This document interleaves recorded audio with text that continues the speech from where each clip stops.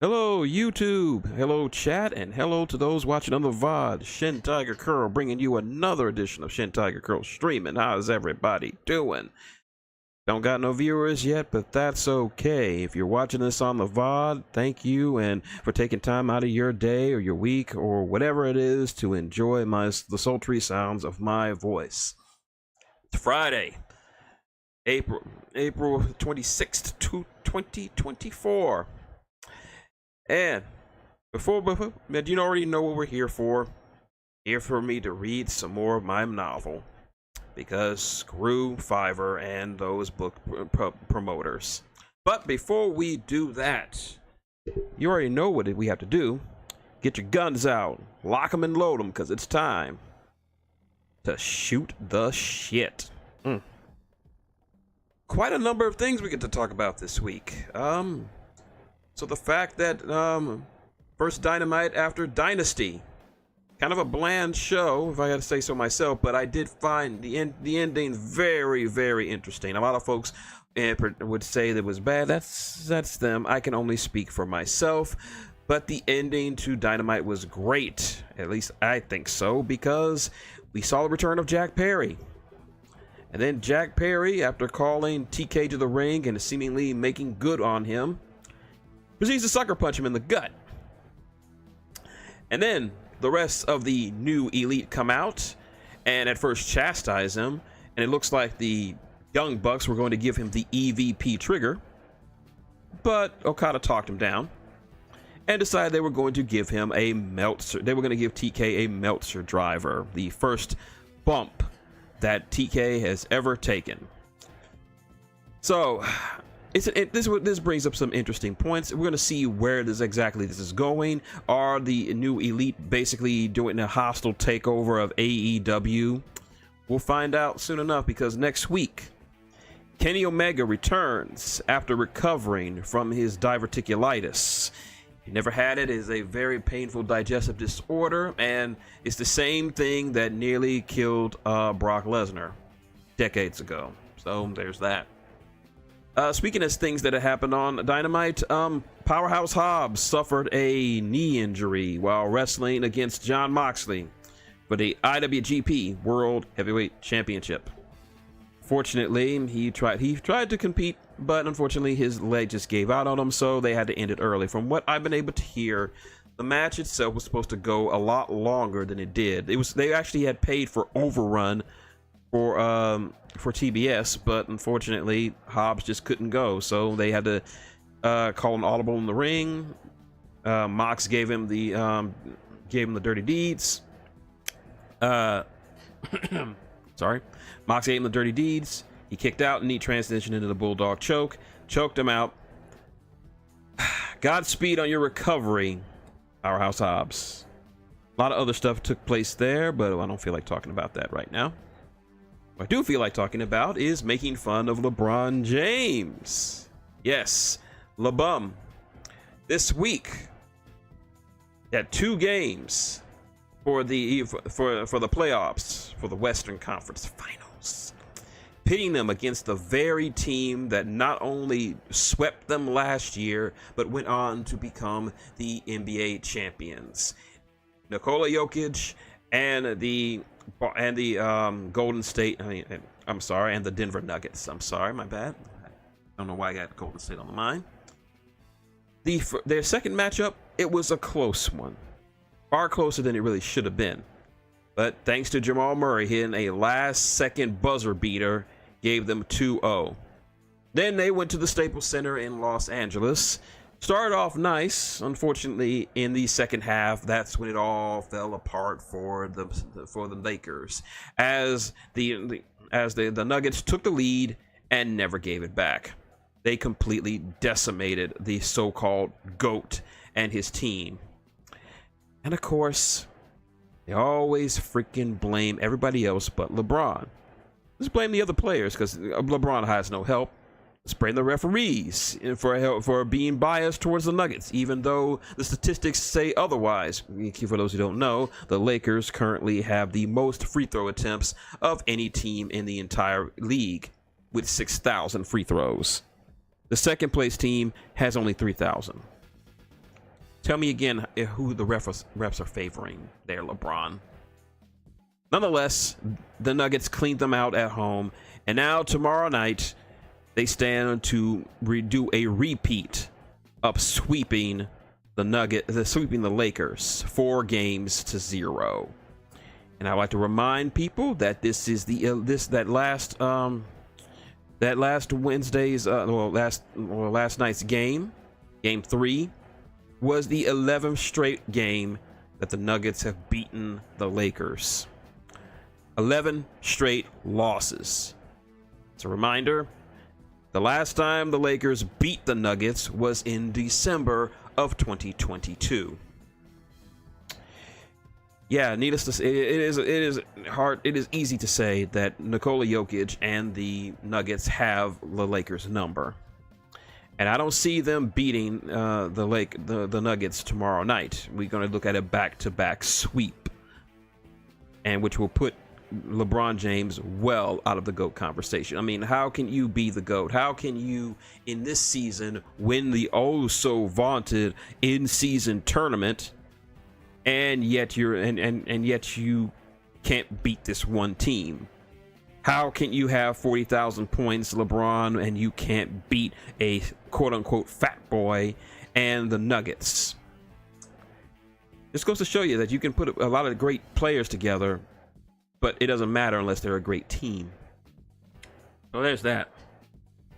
Let's see, what else can we talk about just to blow some time before we get to the good business. Also, this was just broken by Just Alex of Alex's World. It's that Vince McMahon has finally sold off all of his remaining stocks for WWE, meaning that he is no longer has any and all connection to WWE or TKO. He has effectively no say. He's not a stockholder. He's not a CEO. He is nothing.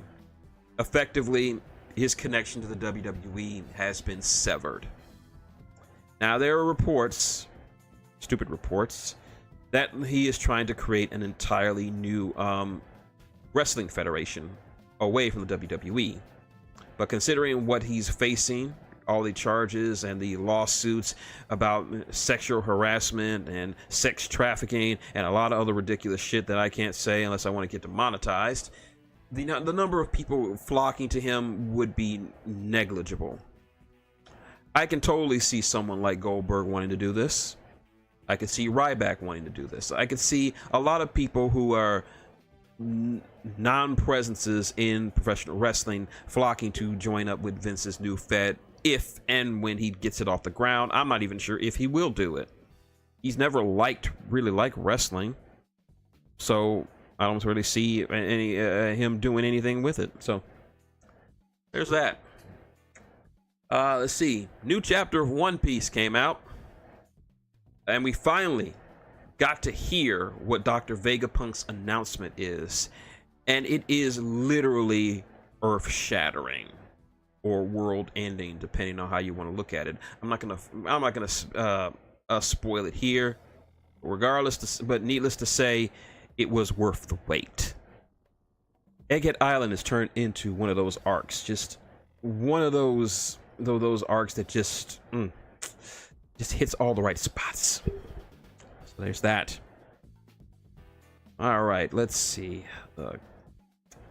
I hope my guts are not messing with me again. Yeah, I think I'm gonna have to take a break. I'm gonna be right back. I just have to hit the bathroom. So let Katakuri entertain you folks until I get back, and if you're watching this on the VOD, I'll leave timestamps so you can skip this. So I'll be right back.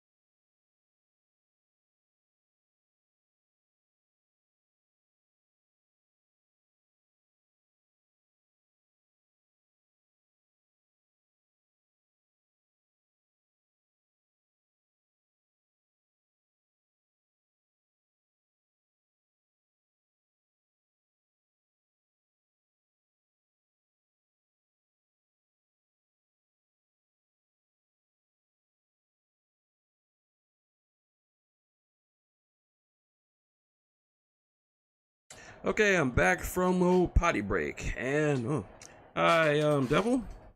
Last hour of work. I just had to catch up on this. Okay, all right, that's okay. I wouldn't be able to read your comments anyway, which sucks. But I'm glad to see that you're here. I was hoping to catch you. As long as someone is enjoying my stuff, that's fine. So it's time to get to chapter 2 of New World. If you weren't here last chapter, in the first chapter, we are introduced to Lucas Kane and his group of ne'er-do-wells and ruffians who potentially will have some great impact on the story. So, what happened after the incident with So let's find out what happened after they rescued the lichen pup and what's in store for them. Time to get to chapter 2. The Uninvited Guest. Bode Airport, largest airport within the continental empire, located just 5 miles away from the center of New York City. Every day, more than 400 flights arrive and depart to nearly 900 cities within the country, with cargo and passengers coming as far south as El Paradiso and as far north as the Alaskan Islands. Now, if you're expecting to catch an international flight to any other country, then you are, as they say in your era, shit out of luck. Since the Crow terrorist attacks of 405 NW, air travel to and from the Empire is heavily restricted, and in most cases, utterly forbidden. What do you do if you want to go to another country? Well, if you're heading south to the RUS, then you would either have to catch a truck train on one of the superhighways that crisscross the Empire. But if you wanted to head towards the Protectorate, you'd have to take a rather long boat ride. Regardless of these restrictions, more than 85% of the Empire's usable goods pass through this airfield. It is here where a couple stood on the eastern half of the airport, off the main terminal, near what one could call an abandoned hangar. The male of this duo was middle-aged, probably around 70 years or so, well dressed with a black suit and a dapper umbrella to keep the drizzling rain off him and his wife. The woman hunched over next to him was similarly dressed, almost as if she were going to a funeral. She was slightly taller and fitter than her husband, reasonable since she was a lichen and he was only a human. These were the Dumbs family, a rather well-off clan that has several connections in both the Gravlev industry and the IPD. When their only son was kidnapped by an unknown party, one of their connections referred to them to someone who could possibly rescue their offspring. But Mrs. Dumbs didn't just want her son back. She wanted them to pay for thinking they could get an easy payday off her son. That's where Lucas Kane came in. The said problem solver strode out of the lone hangar, duster blowing in the wind, along with a very large, very happy lichen pup in his arms. The couple's eyes brightened with hope and happiness as Lucas released the pup on the ground, allowing him to eagerly run into the waiting arms of his mother. "Ah, my precious little boy, Mommy's here, Mommy's here," exclaimed the lady lichen as she rained kisses on his furry face. The pup responded by licking her own face. The man rubbed his son's ears, holding back tears of joy in his eyes. Neither seemed to notice Lucas's arrival, but he didn't seem to mind. "Thank you so much," she cried. "Is he—" Mr. Dumb started, giving his son the once-over. Lucas waved his hand. "He's fine," he answered. "The rescue was a bit loud, but he came out of it okay. Tough little guy." The pup barked happily at his savior, getting bigger smiles from his parents. "Thank you, Miss Lucas Kane." The Lady Dumbs leaned over and gave him a quick peck on the cheek in gratitude. Son in hand, she left the two men alone upon entering the passenger side of the jet black 45 Cororis, Grand Class. "You brought my son home. That's what you hired me for."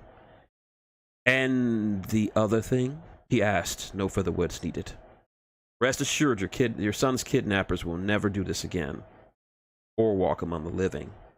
A smile mixed with relief and a bit of darkness materialized on his face upon hearing this news. "Good. That's very good."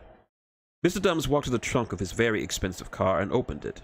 He retrieved a large black case, not too dissimilar from the one Lucas used for his job.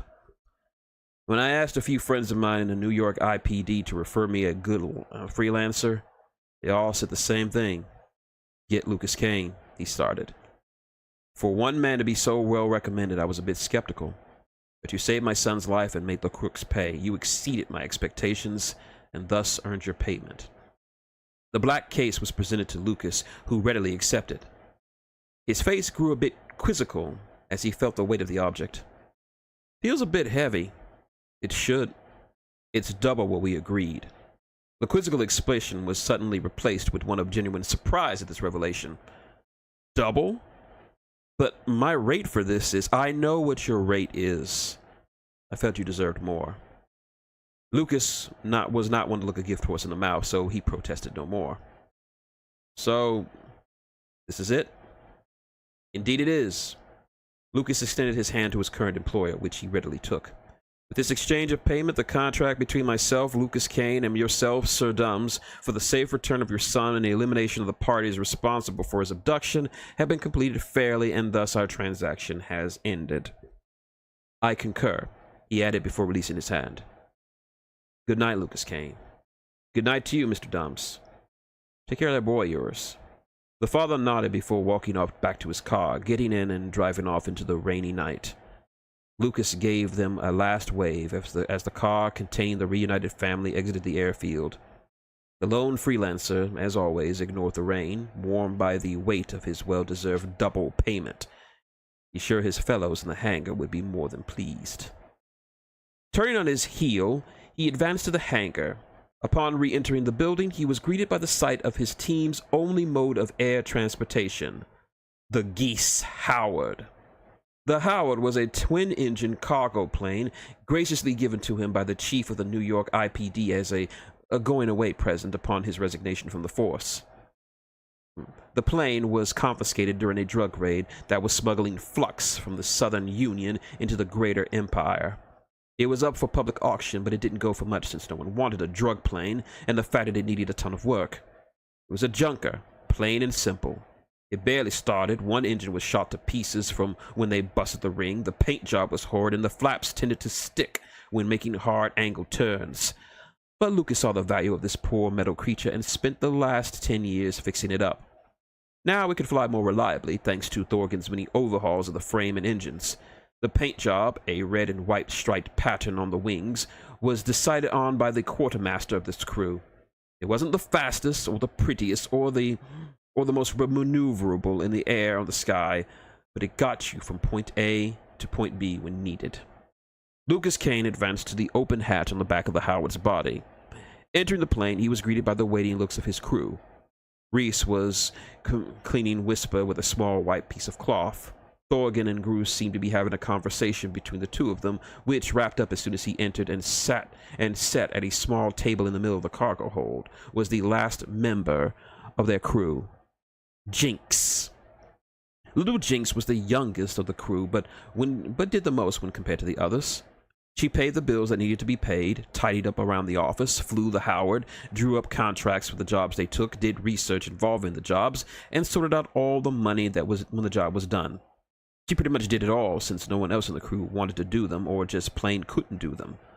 Her style of dress was very unique to her, a simple green vest over a yellow shirt, plaid kilt, and army boots.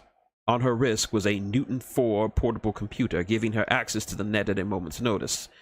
Behind her were a pair of large insect-like wings that poked throughout the holes of her vest, signifying her status as a fae. Faes were in the same class of beings known as forest folk, creatures of nature. That included sprites, leprechauns, gnomes, pixies, nymphs, and sylphs. "Took you long enough, Luke," she chastised, her eyes turning an annoyed orange. She wasn't afraid to get on Lucas's ass if he held up business, since she pretty much was in charge of the money and how it was used for the good of the crew. "Sorry, the client was very grateful to have their son back." He placed the case on the table, all eyes on it like a pack of hungry lichens. 5 million 5 ways, not a bad haul, she said. A sly grin rode on Lucas's face. That would be true if they didn't double the pay. A round of various gasps and happy grunts filled the cargo hold of the Howard. For real, Luke? The girl asked, her eyes now a happy pink. See for yourself. Lucas turned the case around and popped open the locks, revealing the massive stack of light red bills, all embossed with the image of the first king of vampires. Thorgan smiled a cheap grin. Gruz gave a deep, almost perverted chuckle. Reese cracked a small, reserved smile. Jinx was already on her wrist computer, typing in a few commands into the keypad, calling up a small blue holographic screen. After a few minutes of number crunching, she recalled the screen with a smile. With this, we'll be able to pay off everything for the next few months, with a little extra left over. Take it in, folks. You all learned this, Lucas said to his cohorts, as each took a small stack of bills, thumbing through them with a feeling of satisfaction. Oh, I'm gonna have a great time with this stuff, lads, said Thorgan. Got a few barrels of roost gold ale I can get a lot sooner than later. Reese's face curled up in disgust. How you drink that toxic sludge, I will never know. Well, it's a mite sight better than that sugary swillage you drink. No bite, he yelled. I'll have you know that Sylvan wine takes far more time and effort to craft than that whatever it is you drink. And with this money, I can afford a nice little bottle of 713. A good year, she retorted. With this, I can finally afford those new propeller blades for the Howard. You know he needs it, started Jinx, as well as getting that much-needed upgrade for the office computer. Grusot, lad, what do you be spending your pay on? Asked Thorgan.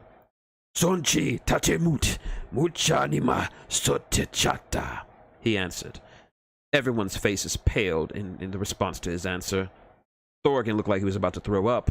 Reese wasn't able to form a word. Lucas just shook his head, and Jinx just put her hand over her mouth. Gruz, that's horrible, she said. Pacha Jinni. I don't care. You can't spend your money on that. You're gonna catch something if you keep doing that. Regaining his senses, Lucas reached into the case and removed a few bundles of bills. Enough of Gruz's personal business, regardless of how bad it is, he stated, eyeing the Sasquatch. Jinx, divide up the money in the usual way. Put my share in my account for later. Can do, she answered, giving a half salute. I'll just be taking this as walking around money, he mentioned, pocketing the cash into his coat. Gotcha. I'll lock up the Howard after that. You guys can take off. The phase suggestion was met with agreed nods. Lucas turned around and began walking down the ramp that led to the outside of the plane. You're not going to blow it all on that old world crap again, are you? She called after him. He merely waved before leaving without a word. Jinx sighed. He is. Oh, aye. Most certainly. Jay. It was still raining lightly when Lucas exited the hangar and made his way to the small parking lot that was reserved for his crew. There were 4 vehicles that occupied the spaces in the lot. A small yellow scooter that belonged to Jinx that had the words, Let's Baby, printed on the front. A large black Iron Jack 4-wheel drive van that belonged to Thorgan. Reese's sky blue street ninja motorcycle. And of course, Lucas's car. You see, Lucas Kane is an old world collector, a person who collects anything from the old world. Music, movies, art, games, etc. He loved old world stuff since he was a boy, and spent the better part of his pay in getting whatever he could get his hands on. So, of course, this hobby was reflected in his vehicle of choice. An AD 1981 DeLorean DMC-12. Completely refurbished with Axiom steel chassis, a Model 13 ether drive engine, Rockwell tires, and a nice silver paint job. Sure, it wasn't uncommon to see old world cars on the road these days, since several automotive companies can and will recreate old world classic cars for collectors like Lucas, but no one offered a DeLorean since the car itself was virtually extinct. He found it completely by accident in a job in old Houston. It was just there in a junkyard as he happened to pass by on his way to the airport. He immediately recognized it from one of his favorite old world movies, Back to the Future, and promptly bought it from cheap from the guy in charge. Hold on. It took him 2 years, several paychecks, and a few favors, but he was able to get it up and running. As the only DeLorean in the city, if not the entire country, everyone knew who it belonged to and knew well enough not to mess with it in any way, unless they wanted a pissed off freelancer on that case.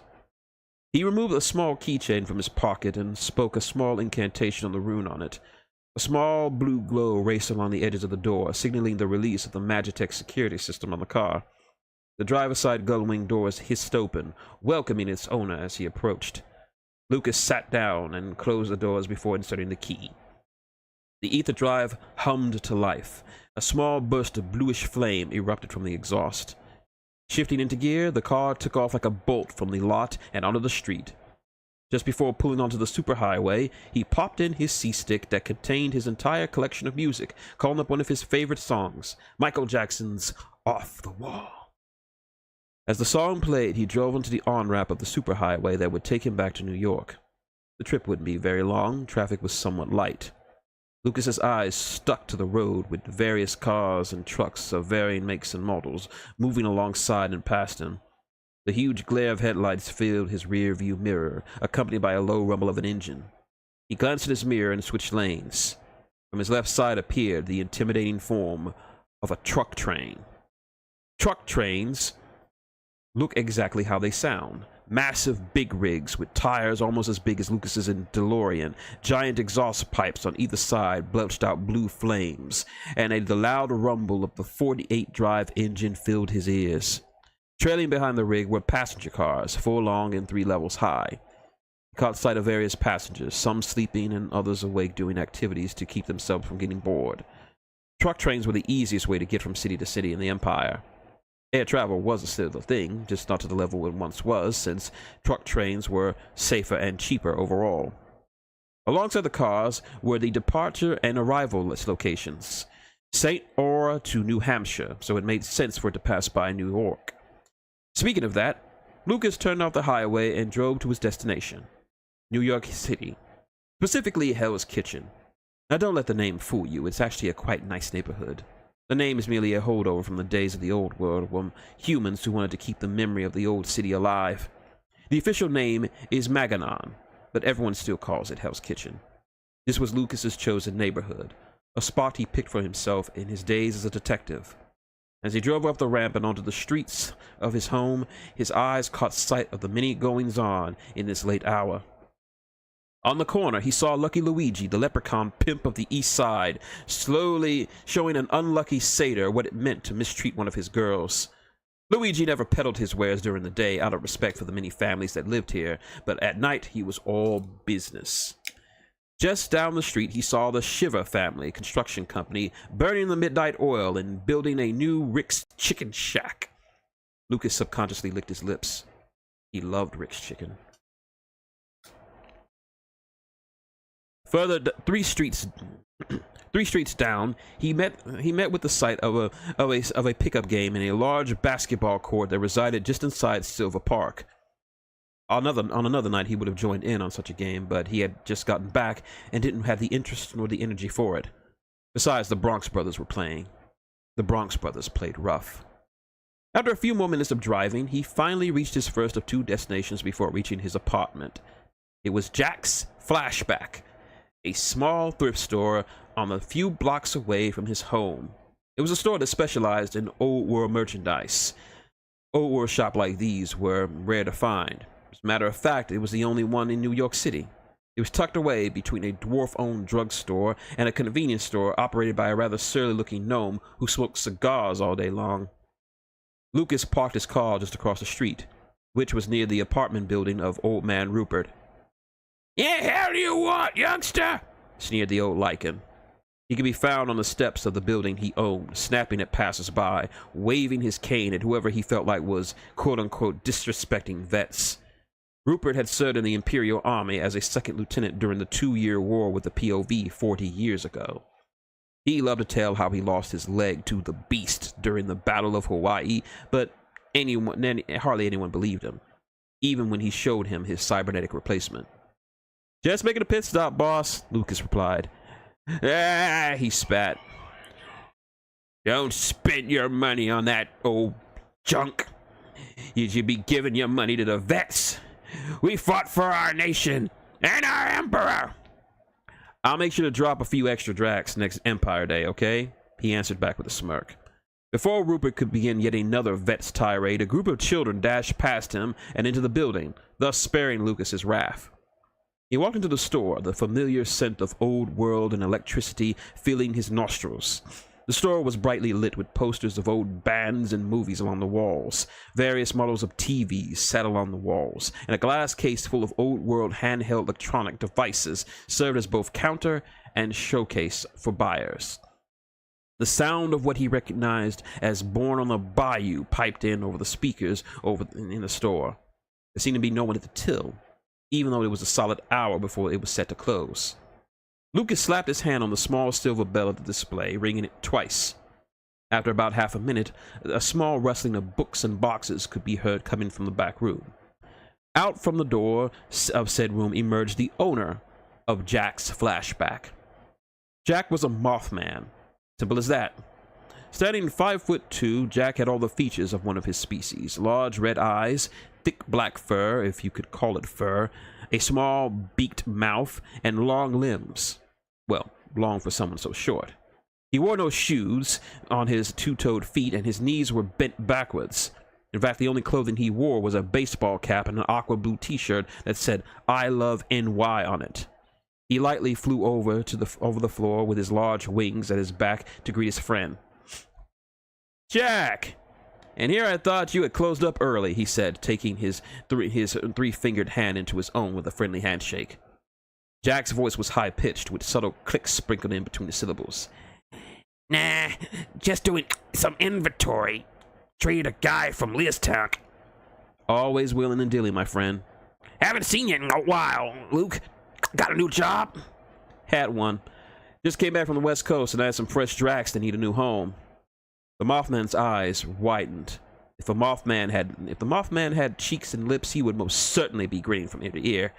"And you thought of old Jack immediately. That's why you had to come. That's why you're my favorite customer," he said excitedly. "So, what have you got for me?" Jack flew over to the counter and began rummaging around the various boxes and containers he kept away from view. Lucas leaned upon the case, waiting to see what the owner would have for him. He produced a small black box and laid it on the counter before retrieving a smaller container holding a card inside of it. "How about this? A vintage AD 1996 Michael Jordan trading card, signed by the man himself." The freelancer pondered for a moment, staring at the object in question. He shook his head slightly. I don't know. Not a big card fan myself. Not to mention, every time I look at him, I keep reminded of that thing that happened with him when he was in his 70s, and..." Jack cut him off before he finished. Good point." He reached back into the box to produce yet another rare item. "How about a bottle of Hugo Boss cologne? Make it smell good for the ladies."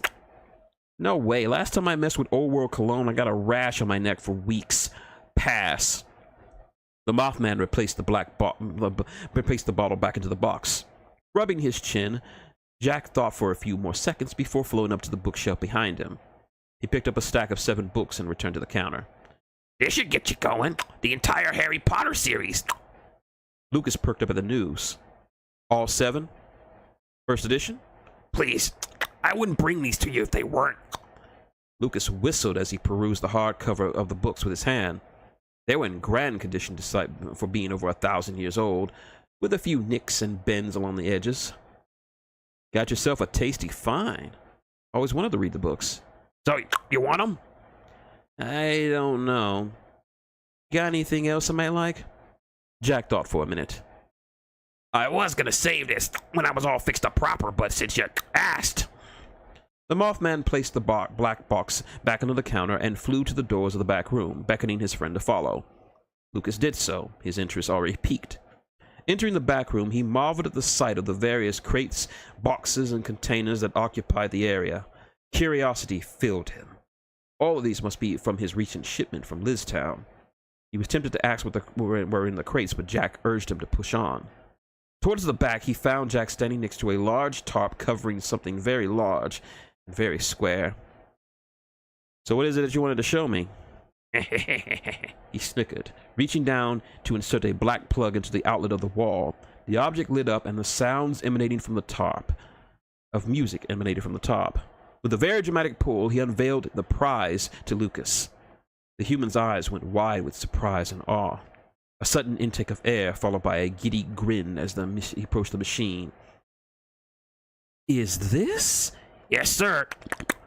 You're looking at a fully functional Teenage Mutant Ninja Turtle arcade machine circa AD 1989.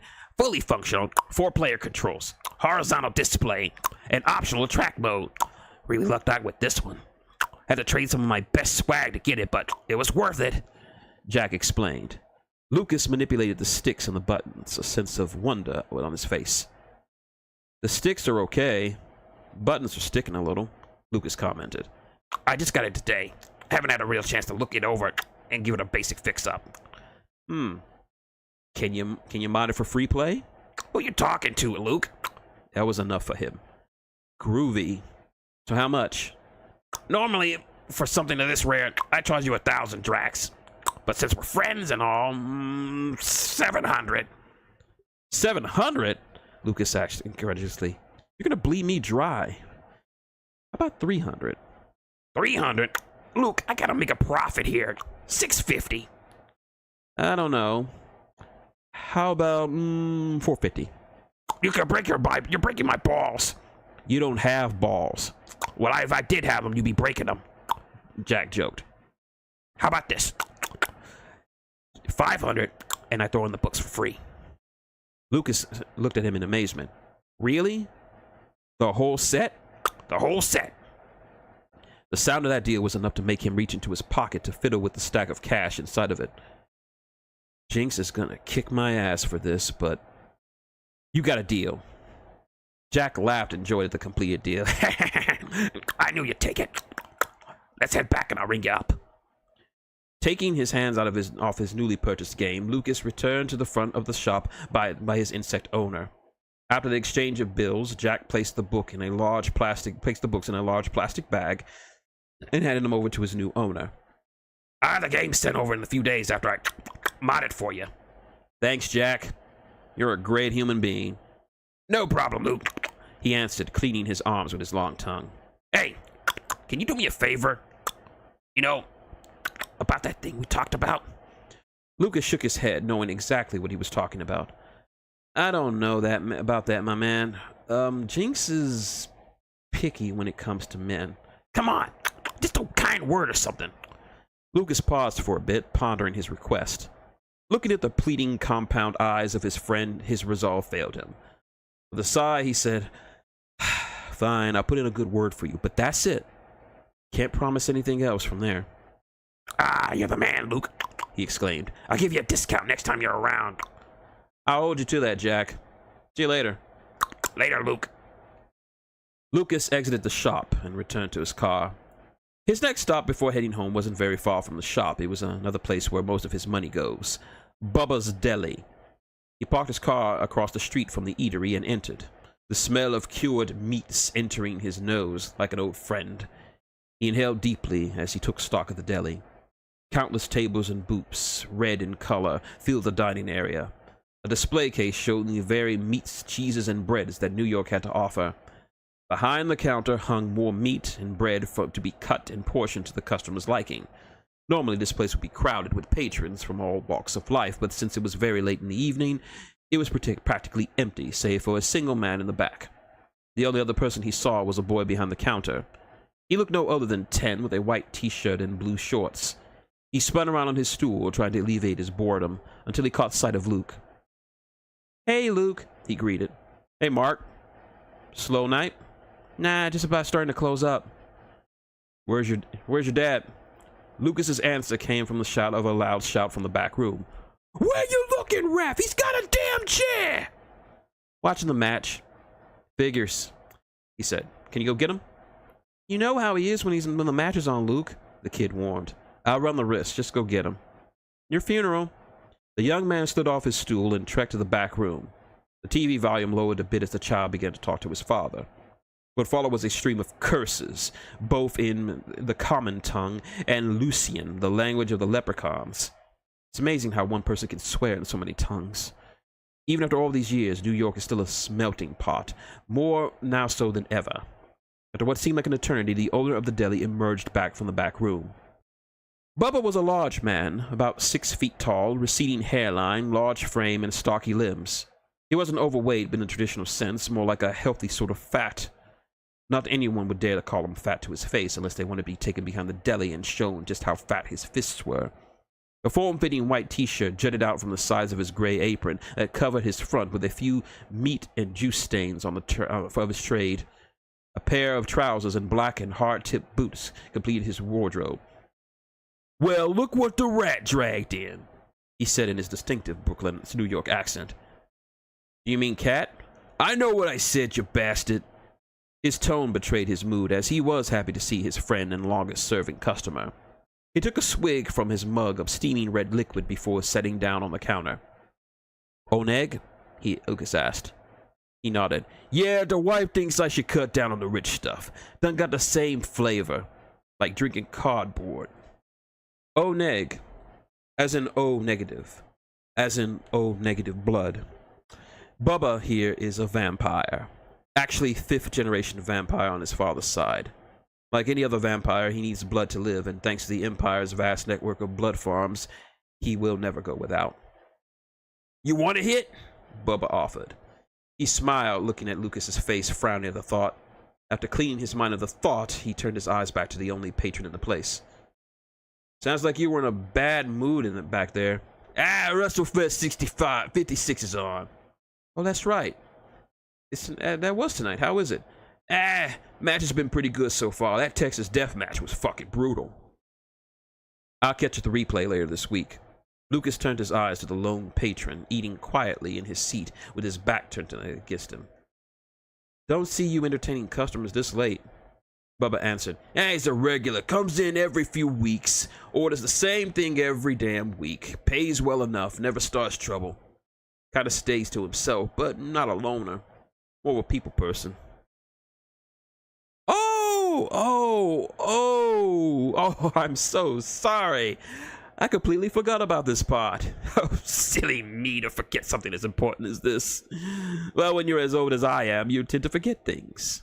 Now, you're probably wondering why I'm placing so much importance on this single person. The answer is simple. That person is me. Yes, the person sitting right there enjoying a nice meal is me, myself, and I. It's rather complicated to explain, since you're wondering how I can be here and there at the same time. The short answer would be, he's me, but a me from a different time period. I know that's not much of an explanation, but it's the best way I can describe it without a long, drawn-out account of my origins and temporal mechanics and other nuances that I'm sure you're not very interested in. But the fact remains, he is me, and I am him. How do I look, you're probably wondering. Well, you're well deserving of that. I'm of average height, not too tall, not too short. My skin is tanned, almost golden brown. My hair is decently long and straight, reaching to my upper back. What strikes people the most is when they see its color, or colors in this case. Half bone white, half pitch black.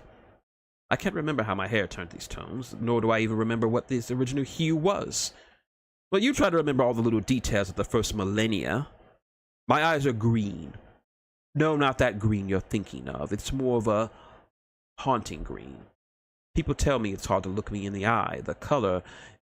Oh, what's the word I'm looking for? Unsettling? Yes, that's the word. Unsettling green. My attire consists of a dress suit, matching the colors of my hair with black and white in places, giving a nice symmetrical look to me. It's topped off with my umbrella. I take it with me everywhere. How can I move from place to place with the utmost speed and precision? Well, it's hard to explain. Again. Now, I have been across the universe many times. I have seen the human mind. I have seen sights that the human mind cannot and should not comprehend. I have seen stars that burn cold and ice that burns the skin. I have seen planets born and die in a single moment. I have seen cultures and species beyond counting. The Dukes of Teria, the great Drufin expanse, the talking horses of Helion Prime, the vast Silurian Empire. I've been to and seen these places, and yet for some reason, this deli still makes the best Reuben sandwich I have ever eaten. And that's why I'm here. I come here every week to order the same thing I always do. A Reuben sandwich made of Salem ham, Worcester stink cheese, light stink of course, mustard, and topped with two fresh cut slices of elven rye. Add that a handful of straight man fries and a tall glass of lep tea, and you have the makings of the perfect meal. I must remind myself to make an order soon. Sorry, we're drifting. Let's get back to the story at hand. So, you wouldn't be here to shoot the shit unless you came here from a job and you want to splurge. Lucas tapped his nose. You know me too well. So what you got for me? Bubba grinned as he began to lead him around the showcase of various cuts of meats and cheeses he gets from all over the city from people who owe him favors. Okay, I got some Nessie here, fresh from the lake. Nah, Nessie gives me gas. Yeah, ditto. Let's see, how about some prime cut? Still not on the chunk you gave me a while back. At least you ain't still eating it. Thunderbird? In this season? Ah, good point. Got anything new? Wait a second, I got just a ding. Bubba walked over to the large cooler and popped it open. He fished around the contents, digging deep to the bottom. He soon returned with a generous cut of meat, dark brown in color. Whoa, that looks tasty. The deli owner looked at the meat like a pride of a father. Yeah, what you looking at, man, is my friend, is a prime cut of genuine roast beef. Lucas's eyes went wide upon before saying in a rather hushed voice, roast beef? In the Empire? How did you... He stopped his questions short before realizing the answer to his unspoken query. Where'd you get this? I know a guy who knows a dude who has a cousin in the Protectorate Customs. Favors were exchanged, money had changed hands, and things happen. You know, he started. If I was still a cop, I'd bust you for importing and selling illegal contraband from a foreign nation without proper permits. I'll give you half. Lucas raised his finger. Like I said, if I was a cop. The two men shared matching shit-eating grins before Bubba spoke again. How much you want?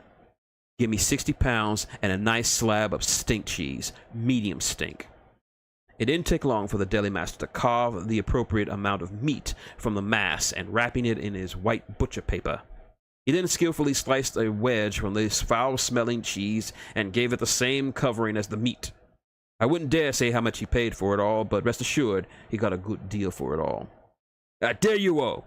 Now, can you get out of here before I miss the main event? Bubba's demand was punctuated by a loud smash of a body on the ring and the roar of the crowd in frenzied appreciation. The vampire then shot him a glare and bared a fang at him lightly. So say no more. Lucas slung his food over his shoulder and made for the exit. Bubba called out to him one last time before heading back to the match. Don't eat all of it on the way home. Lucas replied, no promises. In no time at all, he was cruising down the street, his radio now playing Beat It. It was another 10 minutes before he arrived at his final destination, 564 Biden Avenue. Lucas parked his DeLorean in the small parking lot across from the street of the apartment complex he lived in. The rent was nice and affordable, the neighborhood was decent and had very little crime, and everyone knew him. In fact, they all knew him well enough to keep a lookout of his apartment when he wasn't there. He strolled up the brownstone steps, looking up just in time to catch a few roof runners, leaping from the top of the building to the top of the other building next door. He didn't mind them so much, so long as they didn't mess up his place with their races, which stretched across the city. Upon entering, he heard the sounds of a piano, played by Mr. Scheider, the landlord. The aging vampire was in his 120s, playing for his wife, a human in her young 70s around this time. Fishers were a lovely couple who always had a kind word to say to Lucas when he saw them. Further down the hall was the home of Sally, a succubus who made it a habit of trying to get Lucas to share a bed with her, but he always politely declined. It wasn't that she wasn't unattractive, he just wasn't one for casual sex. She must not be home, since she could normally sense when he was approaching, and eagerly awaiting like a cat waiting for a mouse to come out of his hole. He took the elevator up to the 12th floor and exited to the sounds of the Rockwell family of dwarves having their nightly game of roughshot. Thankfully, his apartment was far enough away from the noise so it wouldn't bother him. Digging into his coat pocket, he retrieved his house key on the same ring as his car keys and pushed it into the lock. He pressed his thumb on the small scanner that he had installed in it when he moved in 8 years ago, confirming his identity to the security system that guarded his home, allowing him entry. Lucas inhaled the smell of his home, which hadn't seen in over a week. In the dim lighting, one could make out the details of the domicile, a modest studio apartment with dark wood floorboards on the entryway. Towards the center of the living room with a large gray-tanned couch, which saw a lot of use over the years. The front of it stood a small, wooden and slightly nicked coffee table that he got from a flea market in Markwood, just outside the capital. A massive 78-inch screen TV lorded over the arena like a monolith of entertainment. Next to the door, which led to one of the bedrooms, that one in particular being his own. Behind the living room was a smallish kitchen, complete with a set of dishes given to him by his brother on the day he moved in. The broad refrigerator hummed quietly, offering the only source of sound in the apartment. It was colored a deep blue with the words "Police Box" written on top. But what really made the place his own was what was in it. The walls were covered with old posters of movies most people wouldn't know. There were 3 full arcade machines scattered about, joined soon by another. The grand jukebox in the corner, non-functional, but he didn't care. Next to it was a shelf of books, some in poor condition, others pristine from being over 1,000 years old. The TV was surrounded by various movies and video games he had found and restored over the years. Beneath it was a rather old gaming system called a Nintendo. It took him all of the pay from the past job to find someone who could modify it to work with a modern holovision TV. Yes, this was his home, and he couldn't be happier. He slid off his coat and hung it up on the coat hooks next to the door, which he closed behind him. Following this, he unbuckled his holsters and placed them with his guns in the adjacent hook. He walked forward for a bit until he stopped at one of the floorboards. It felt a bit tight to him, almost tripping over his own boots.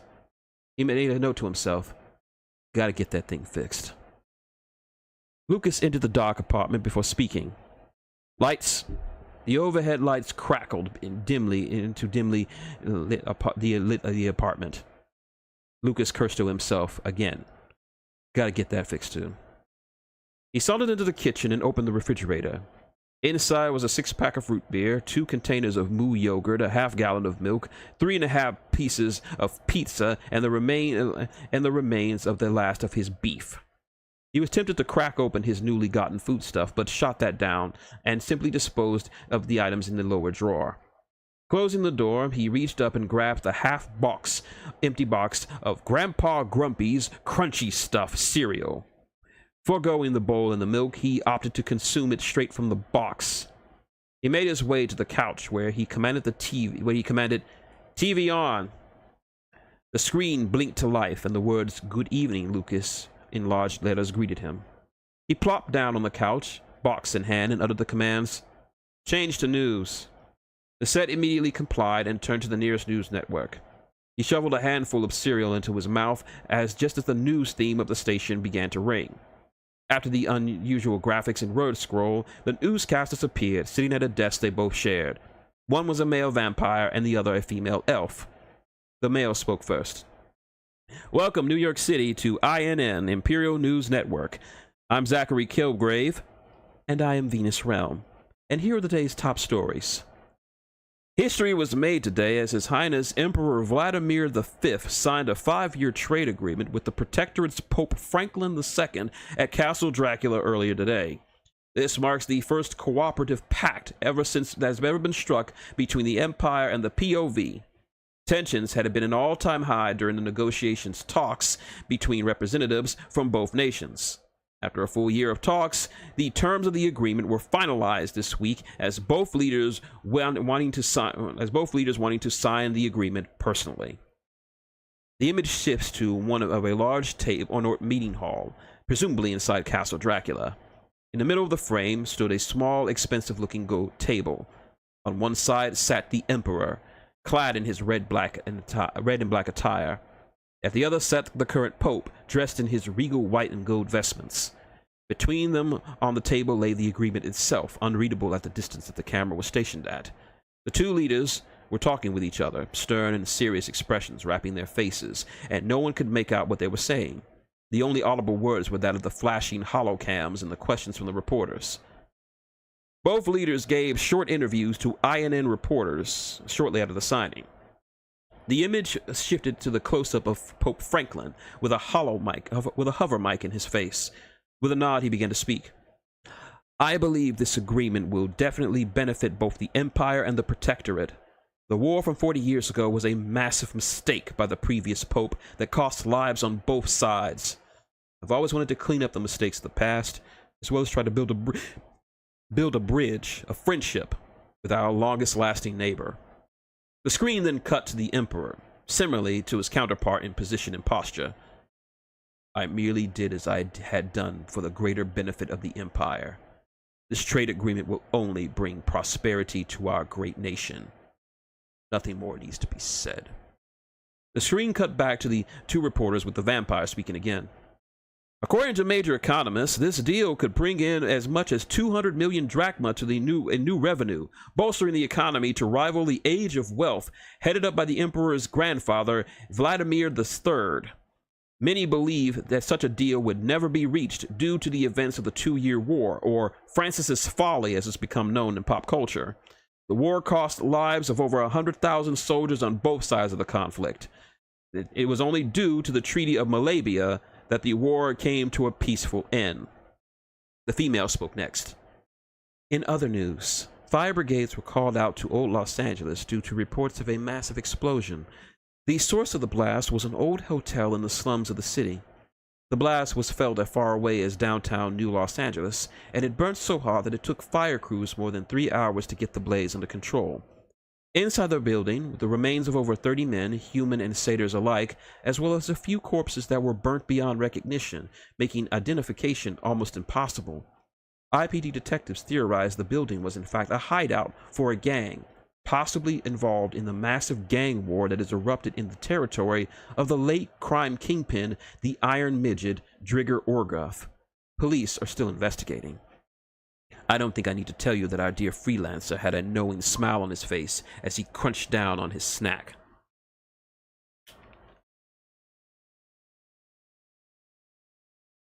And now, let's head over to our sports master, Chet Wildman. Chet, how's it looking on the sports front? The camera panned over to a rather excited-looking lichen in a sport coat standing in front of a large view screen. Oh, it was a good night tonight, V. Tonight, WrestleFest 56 took place at New York's M4 Arena to a sold-out crowd of 89,000. 10 epic matches made up the card, but the matches of the night had to be the big title grudge matches for the big belts. First up, we have an epic IWF tag team match as Big Business, Vulcan Fullbuster, and Unstoppable Michael Eagle, Pain Incorporated, dethroned the reigning champs of Elijah and Zachariah, the new Vatican Boys, ending their unprecedented 2-year title reign as champs. Let's go live to the N4 Arena as Axel Burgers is interviewing the new champs. The screen that showed up on the big screen showed the reporter Axel standing between a sweaty dwarf in a leotard and a stocky, bare-chested human. Both were laughing and drinking wine as they wore the large gold belt they had won. Chet, I'm here in the locker room of Pain Inc., and as you can see, the mood here is ecstatic. Vulcan, how does it feel to be the new champs? How does it feel, Alex? I'll tell ya, it feels bloody great. For years, those Bible-thumping ponces been walking around talking about their God. But where's your God to save you when we was giving you the business? Huh? He was in the front row, eating popcorn and watching his boys lose. Woo! Called his partner. This is amazing! They've been ducking us for months, and with good reason, too. We beat that ass and took those belts, and now we run this division. And he's right. Pain Inc. is in business. The business of kicking your ass. And baby, business is booming. Well, Chet, as you can see, Pain Inc. is having a blast as new champs. Back to you. The screen returned back to the studio. Definitely feeling the love here, Axel. But what about the old champs? Let's go to Margaret Venter with the new Vatican Boys. The setting of this interview was, of course, a polar opposite to the previous one. A lovely red-haired woman stood between two pale white humans dressed in white tights and boots with crosses on them. Neither of them looked very happy. Elijah, Zachariah, you heard from Pain Inc. What are your thoughts now that you've lost the IWF tag team titles? Zachariah spoke first. How do we feel? Live it. To think those two heretics would steal from us the belts that the Lord God blessed us with. This sin will not stand. God rewards the faithful, and through our fate we shall regain our titles and once again stand above the godless heathens of the IWF. For God wills it. God wills it. The new Vatican boys, down but not out. Back to you, Chet. Thanks a lot, Maggie. The tag team division was definitely heating up, but that's not the only thing hot in the IWF. Tonight, the IWF World Heavyweight title was on the line as the new Texas Terror, Big Bob Buckland, took the championship took on the champion, the one-man dynasty, Dexter Steen, in Buckland's signature match, a South Houston death match. It was a match for the ages that took brutality to whole new levels, but in the end, the challenger came up short in dethroning the longest reigning champion in IWF history. With more on the story, we're going to Benjamin Barnes with the challenger. The interview found the reporter a bespectacled human next to the much larger and visibly angrier wrestler, sporting dried blood over his hairy-covered chest, a dapper-looking cowboy hat, and a very large cigar. Chet, I'm here with Big Bob Buckland. So, Bob, you lost your chance at the world title in your signature match. How do you feel after it? How am I feeling? He replied in his thick New Texas accent. Like Dookie. That hash owl, that whore bastard got lucky and snuck a win. That white shirt wearing poofer. Now that you failed to get the belt, what's next for Big Bob? Ain't nothing next. I'm gonna keep coming at that there champion and take that back to the statue of Sam Houston. You listen here, boy. You shine that belt up real good before I kick your ass. Lightning don't strike twice in the same place, so I get you. And it's gonna be good and bad. Yeehaw! Big Bob Buckland, down but not out. Chet? Sounds like someone plans to get back in the title hunt. Speaking of titles, let's get a word from our reigning champion with Rebecca Norsky. Becca? Rebecca, a very well-endowed dwarf, stood next to the current champion, a human with black and white tights with the initials OMD emblazoned on them. Like his opponent, he too wore the wounds of war on his face, but he was, of course, in a much better mood. A smile on his face and a belt on his shoulder. Hello, Chet. I'm here with the reigning RWF champion, Dexter Steen, fresh off his brutal title match with Big Bob Buckland. Dexter, what do you have to say to your detractors who didn't have much of a chance against Big Bob in his own match? The wrestler looked at her with utter disgust before answering. Detractors? Honey, who gives a damn what they think? They're wrong. I won the match, but it should come as no surprise to anyone who isn't me. I knew I was going to win the moment I accepted that no-talent chumps challenge. I beat that hairy redneck at his own game, and so what more needs to be said? Indeed. So what do you have a message to any other challengers for your title? Sure do. To all you lowbrow punks who think you can take this title from me, let tonight be a lesson for you. This belt is mine, and anyone who thinks you can take it from me, you best think again. I am the one-man dynasty, and my reign will last for a very, very long time. Strong words from our champion. Back to you, Chet. Strong words indeed, Becca. Now we're all left with the big question of the night. Who will be the next #1 contender for the title? We'll find out tomorrow night at IWF Battle Zone. This has been Chet Wildman, sending it back to you, Zach and Vin. The screen shifted back to the lead anchors, with the male speaking first. Oh, I can't wait for tomorrow night, Venus. Who do you have pegged for the shot? I have my money on the Raging Storm. He's due for the title. I agree. We'll see what's in store for tomorrow night. Coming up next, what's in fashion and trends coming out of Savannah? What's the fashion lords have to offer the Empire? Also, if you own a Thunderbird, then find out what you need to keep your bird healthy and happy this season. All this coming up next in our next segment. But first, a word from our sponsors. TV off, Lucas commanded, which the device performed, plunging the apartment into a near darkness. He ate another handful of cereal before speaking again. Okay, guys, you can come out now. There was only silence that answered him. Come on, I don't have all night. Again, only silence. He started to get irritated, as evidenced by his slowly growing scowl on his face. Look, I know you're there, so why don't you come out and we can get this crap done? I don't want to sleep with their guests in my home. So come out now. A few moments of silence, the subtle sounds of footfalls could be heard around the room. He wouldn't have heard it with the TV on. Slowly, he emerged from the shadows. Emerging from the shadows came 5 men, all clad in black, their eyes covered in what could only be assumed as night vision goggles. In their hands were large Mark V assault rifles, each trained on his position and ready to fire at a moment's notice.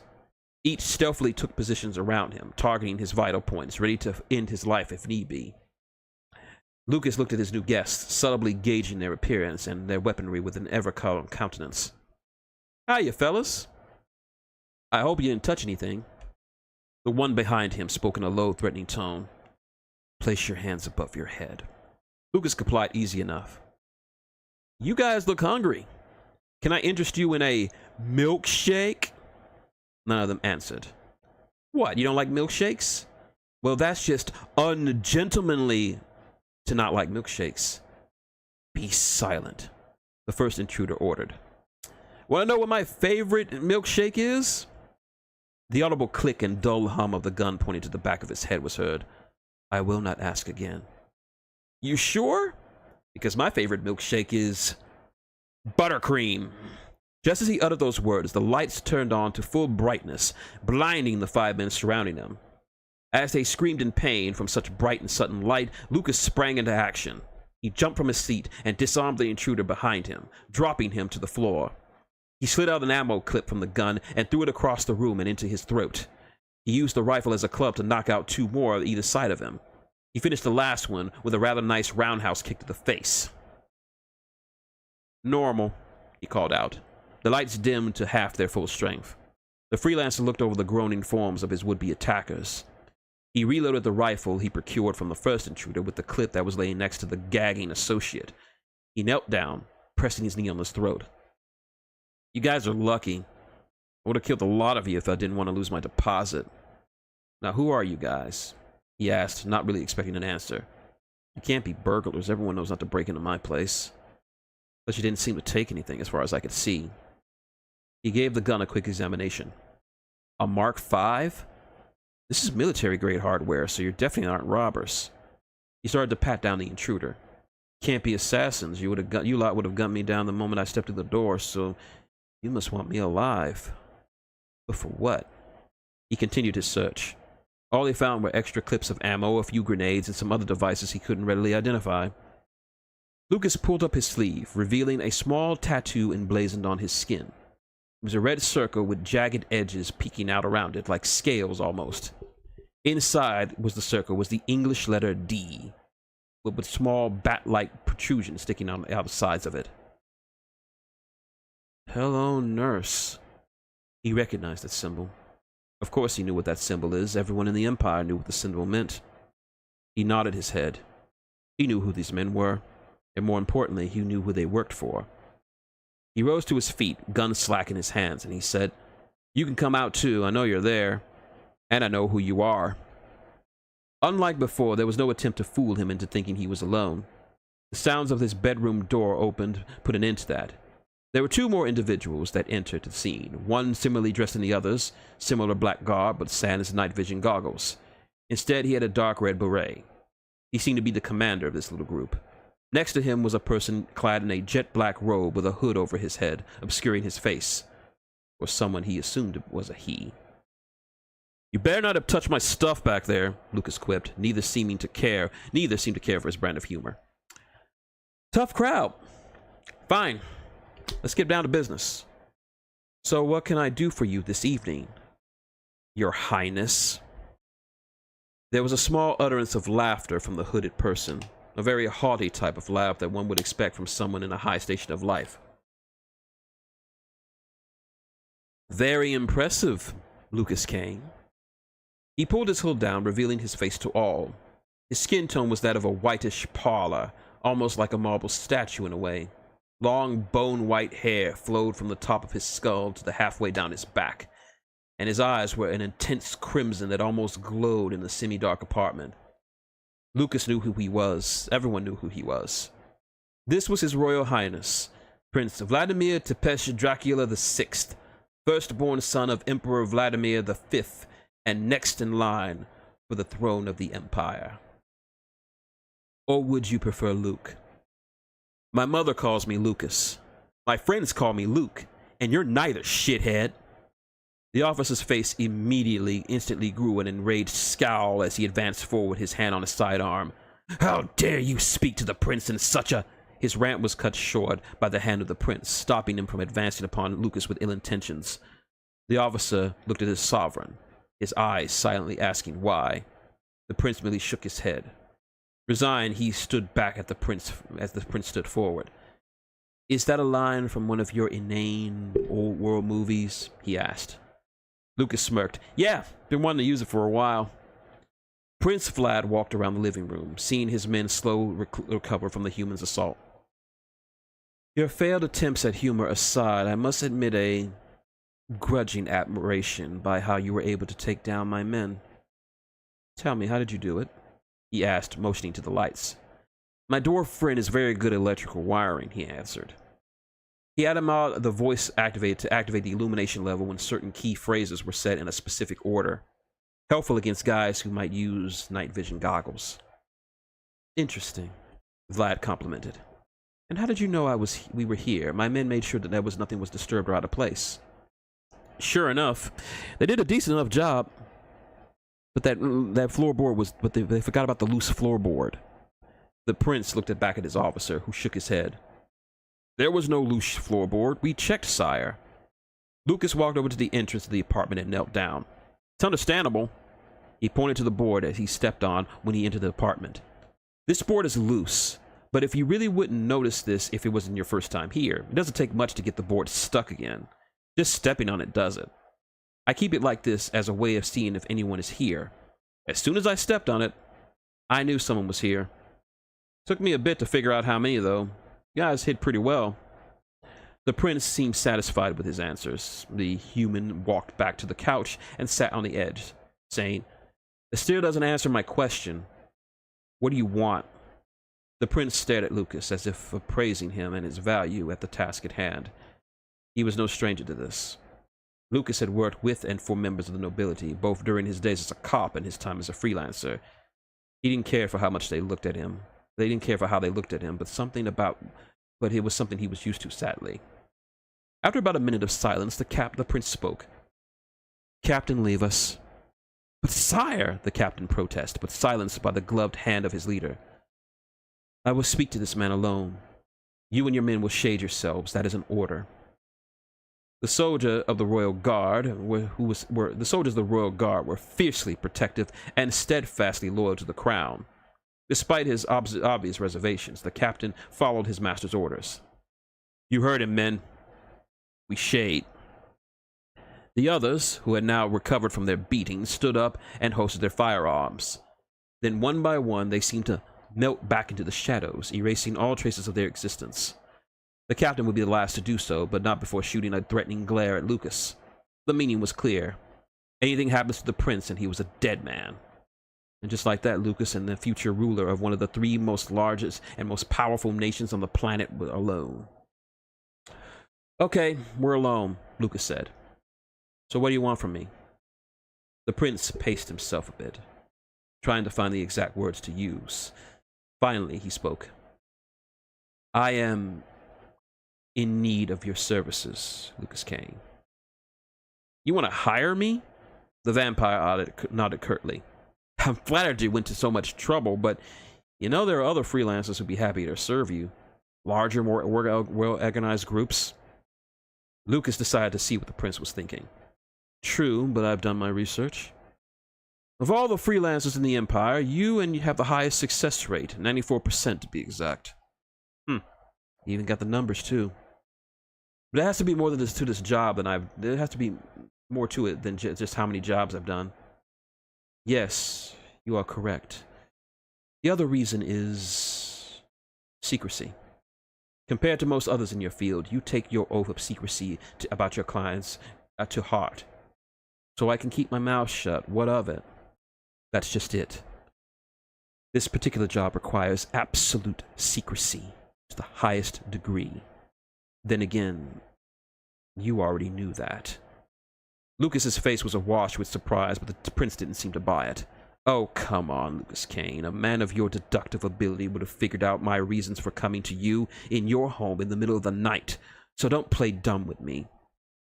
The freelancer chuckled a bit. Okay. You got me. I pegged it when I saw the symbol on your man's arm. You really don't want anyone to know about this, huh? Yes. For reasons I will get to, if you decide to take the job. You know, you could just order me to do it. Yes, the prince said, looking at Lucas as if he was considering the option. I could indeed. But no, I believe your performance of your duties would be more effective if you were a willing participant. Huh. A high noble not using his status to get what he wants. Progress. Needless to say, the Prince Vlad was not impressed by his humor. Okay, I'll hear you. It doesn't mean I'll take the job, though. Once again, there was a pregnant pause. The prince paced around a bit, trying to order his thoughts. This did not go unnoticed by Lucas. He could tell that whatever this job was, it seemed deeply personal to him. He seemed to want to say the right words to convince him to take it. Finally, he spoke. Tell me something. Have you ever heard of a man named Silas Blackthorne? Lucas arched an eyebrow in recognition. Professor Silas Blackthorne? Ah, so you're familiar with him. Of course. Any old world hunter knows him. He's one of the Empire's leading experts on the old world. Teaches a class in it at AXU down south. I didn't know you went to college. I didn't. I sat in on one of his lectures. Old world social media and its influence on politics. An interesting speech for someone like me. Got a chance to even talk with the prof. Cool guy. He offered me a few drinks. He offered to buy me a few drinks. Turned him down. Didn't care for his company. Nah, I just don't drink. The prince nodded with a bit of respect for his sobriety. So what does he got to do with all this? The pause came again, this time a bit longer. This felt different from the other times. It was subtle. The pain in his eyes. To anyone else, it would have been lost in the stone-like appearance, the veneer of imperial perfection, but to someone like Lucas, it was there. Like a cracked door. He could peek at it, but he couldn't see the whole picture. His Highness was about to open the rest of the door and give him the full Monty. Professor Blackthorne is dead. The moment he said that sentence, the mood changed for Lucas. The slight jovial nature of his face and posture vanished and was replaced by a stone-cold seriousness that frankly surprised Prince Vlad. He gazed at him in a way that could rival the fierceness of his own guardians. This is what Lucas Kane looked like when he was serious, and he could see why this lowly human was once the most efficient and successful officer in the history of the NYIPD. I hadn't heard anything about that. He spoke, his voice much lower than before. I'm keeping that information off the press, for now. I don't want the world to know just yet. And this has something to do with this job you want me to do? Everything to do with it. He started. The professor was my mentor, my teacher from when I was younger. Handpicked by my father to tutor me and expand my knowledge of the world, or in his case, the old world. He always talked about it in such a way that made history come alive. He was my favorite teacher. We stayed in contact as much as we could. Letters, holophones, visits to the castle. It was always such a welcome sight, even when rambling on and on about the old world. There was a barely restrained sorrow in the man's voice. That was enough for Lucas to know that he was telling the truth. He tried to hide it with his usual royal disposition, but the pain was there. Real pain. The pain of losing a friend. He knew that pain all too well. Then he continued. About 7 months ago, the professor contacts me, excited for something big. He claimed to have found the location of a place called, what was it again? Area 51? Lucas perked up. He found Area 51? You know of it? Sure enough. Area 51 was a top secret military air base from the old United States, somewhere out in the desert. The government denied the place even existed, even though the eyewitness reports and photos said otherwise. Any idea what went on at this base? Nothing but rumors and tall tales. Some say it was a secret testing site for the newest in military hardware. Others say it was a think tank for researching psychic human potential. Hell, some even thought it was a storage base for crashed alien technology. Hard to really say what was true or not. I see. Well, the professor claimed he has sussed out the location of the base and had hoped to lead an expedition to uncover its secrets, but sadly the university refused to fund such an endeavor. What changed?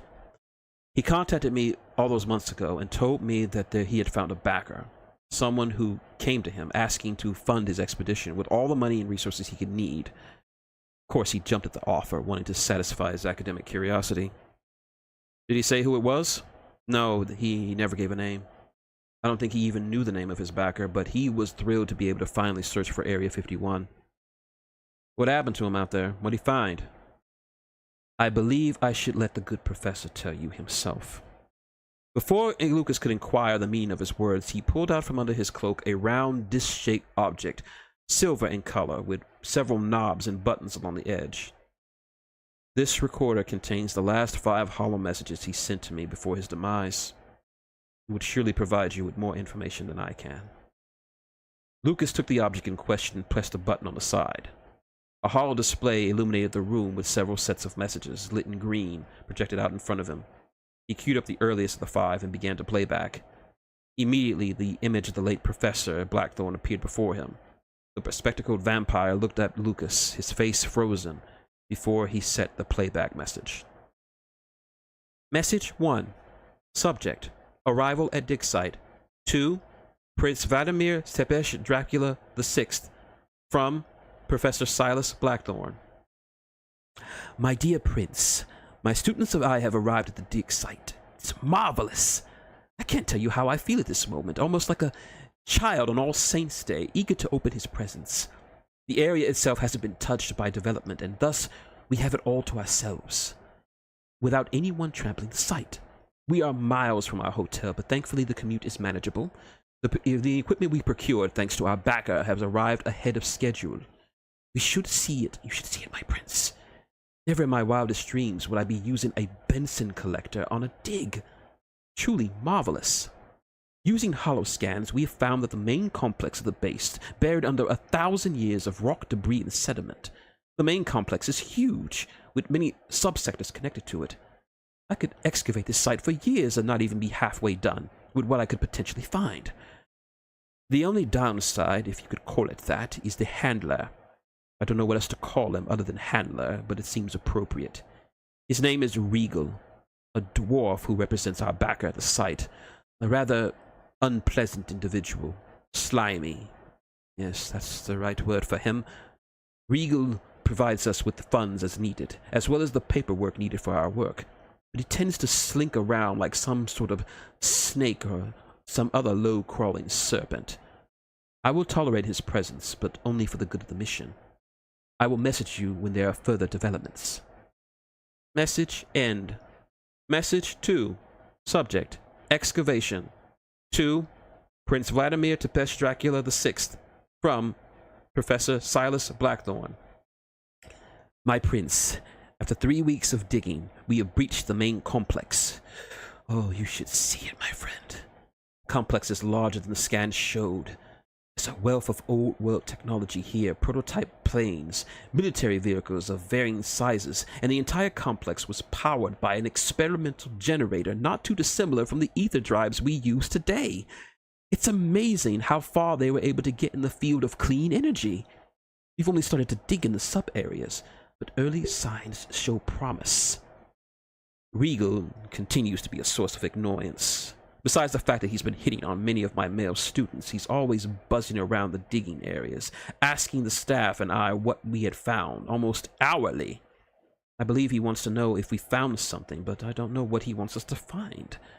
He even entered my tent one morning before I had a chance to inject my sunshade. The little bully nearly burned my skin off. I got fed up and asked him what it is he wanted us to find. He simply said, nothing that would be important to you. I did not inquire again, knowing that he would not be forthcoming with real answers. There is also something else. Nothing big, but it is unsettling. One of my students, Kim, told me about something that happened to her and the others that creeped him out. There have been some men who have been appearing outside the camp. 2, to be exact. Men in black suits and a darkly colored truck. They were too far away to make out who they were. They've done nothing overtly threatening or menacing. All they're doing is watching us. Just watching. A few of the students did try to go over to inquire on their identities, but every time they approached, the men returned to their vehicles and drove off. Then an hour later, they returned to resume their previous activities. Honestly, I'd be less perturbed if they were more threatening or menacing, but the fact that all they're doing is just watching does not fill me with calm. I hope when I next transmit, I'll be in a better mood. Until next time, Your Highness. Message end. Message 3. Subject: Discovery. To Prince Vladimir Tepesh Dracula the Sixth, from Professor Silas Blackthorn. My prince, what a wondrous day! We have reached the lowest, most secure level of the site. Scans show that the security in this area was probably the tightest in the entire site. Well, it would have been if the security measures were still functioning. After drilling through the massive rusted door, we found only one object. This could be the pinnacle of old-world technological advancements. I cannot say what it is. This line might not be secure. Sadly, my joys have been tempered by a sense of oncoming dread. Remember those men I told you about a few weeks past? They seem to have brought friends. Indeed, the number of men in black have increased. By my last count, they were up to 12. Their actions mirror the first 2. Simple observation. I originally shared my concerns with them about Regal, but he simply said they were tourists. I now believe that not only does the dwarf know who these men are, but it is possible he's in league with them. Does that mean that these men work for the backer? All I have is supposition and conjecture, but how else can I explain it? It's quite possible that this item we found is what Regal and by extension the backer have been looking for. I have instructed my students to keep this discovery to ourselves and not let Regal know anything about it. I do not know what could happen if they learned about our finding it. I will try to plan to remove the item without the dwarf's knowledge. Until next time, my prince. Message end.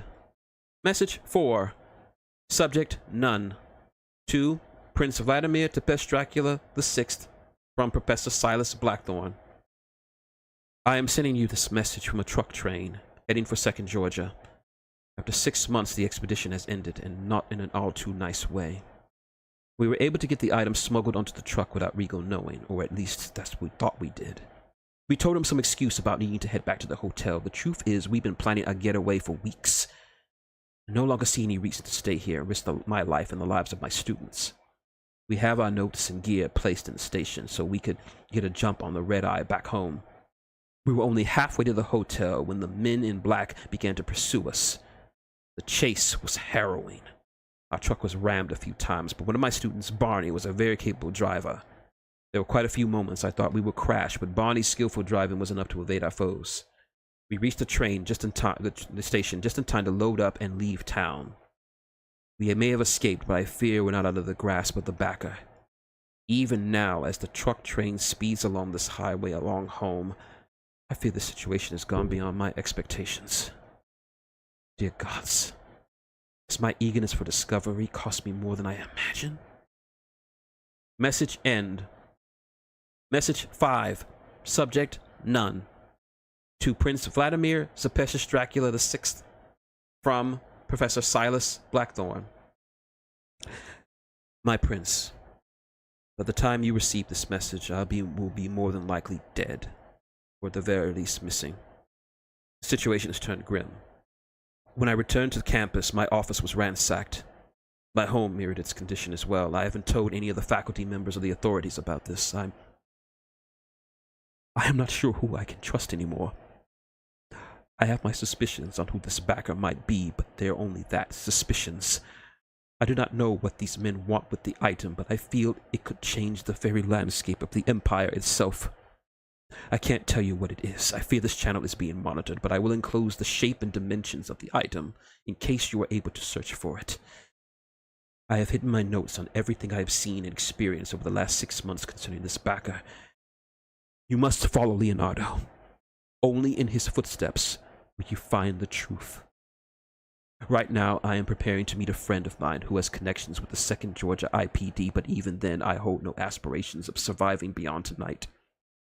I know that I will die, but I do not regret dying. I only regret dragging my students in this escapade. My prince, you have always been my favorite and most brilliant student, and it pains me that I will not see you ascend the throne. But I am certain that you will be a wise and just ruler, like your father before you. I hope that my actions haven't endangered you or your family, and I hope that you can forgive an old fool his mistake. It's time. I go to meet my destiny. I hope you will know more than me when you play this message, and pray you and yours survive the coming storm. May the moon never set on the house of Dracula. Message end. Would you like to play the messages again? It goes without saying that Lucas did not wish any more than so he switched off the recording. It was heartbreaking to hear a man go from elation to the discovery of a lifetime to fear and finally grim resignation. It felt sobering to hear and see his last moments. A shame, too. Lucas really liked the professor. Not as much as Prince Vlad, it seemed. He had his back to him the entire time, presumably because he didn't want to see his mentor like that again. He turned back again and said, 6 days after I received this last message, Professor Blackthorne was found on the Georgia Strand, immolated by sunlight. He rubbed his red eyes, trying to fight back a few tears that dared escape him. The official stance is suicide. They believe the professor was overcome with feelings of failure for not having found his prize. Bah! If I had my way, those fools would be pounding a beat in the colonies. Of course he didn't. What about his students? The other researchers who went with him? Prince Vlad shook his head. We've looked into it as much as I can at the moment. All of them are either dead in accidents or just went missing. Lucas said, that's not good. Any clues you could find? None, the vampire answered. My agent searched his office, his home, and anywhere else he might have hidden his notes. Nothing. Simply a few old world books that he read. I assume those men in black did whatever and took whatever they could and left nothing for us. But there is one thing. My men were able to lift this off his body. Once again, the prince reached into his cloak and removed another object. This was found in his hand. I think he ripped it off his killer, or killers. Lucas examined the object in question. It was a patch, made of red and black thread with seared edges, most likely from the poor vampire's death. At the center of it was a black raven in profile. This is a pirate sigil. The prince agreed with his assessment. But that's impossible. Pirates here on the mainland? There's no way this should even be here unless... He entertained the possibility in his mind, and then his eyes widened and locked with the prince. There was the recognition between them as he connected the dots and made the conclusion. So that's the reason you want this to be hush hush. So you see it. Damn it, I do. He didn't want to think about what this all meant, but it was right there in his hands, and suddenly the room felt a little bit darker and a tad bit heavier for Lucas Kane. He felt a bit out of his depth with the situation, massive as it was. But he was shaken up by this revelation it didn't show. You really think one of the noble houses could have had something to do with this? The implications alone. This is high treason shit. The prince took a contemplative posture. Believe me, this doesn't inspire confidence in me as well. The high vampiric houses have always been loyal to my family, stretching back generations to even before the founding of the Empire. But there has always been some grumbling from the High Lords. That deal with the Protectorate? Yes. Many of the High Lords didn't agree with my father's handling of the POV, especially after the war. They felt we should have invaded and put an end to them 40 years ago. I know they disagree with some of my father's rulings, but outright treason? I don't want to believe it, but the evidence says otherwise. Then why not investigate this yourself? You have access to more resources than I do. Don't you think I have considered that option? He let out a frustrated sigh. My family is powerful, that is a given, but we are also watched. Our every action and movement are looked upon by the nobles at almost every major moment. If I start investigating my teacher's death, the nobles will certainly know of it, including this backer. When that happens, he will vanish in the halls of aristocracy.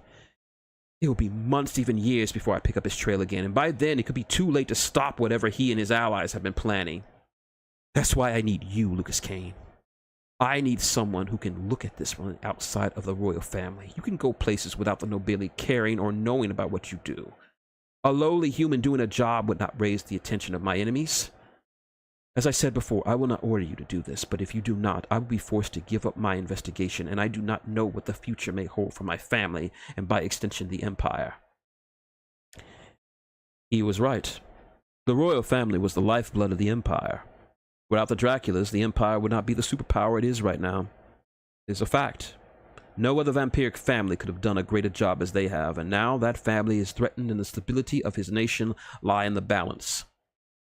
Lucas looked down at the recorder and the sigil in his hands. He processed all the information he was told, and learned in the last half hour since this meeting started. He had more than enough reason to turn him down. He wasn't under any orders to take the job, and the prince certainly would not blame him if he decided to turn it down.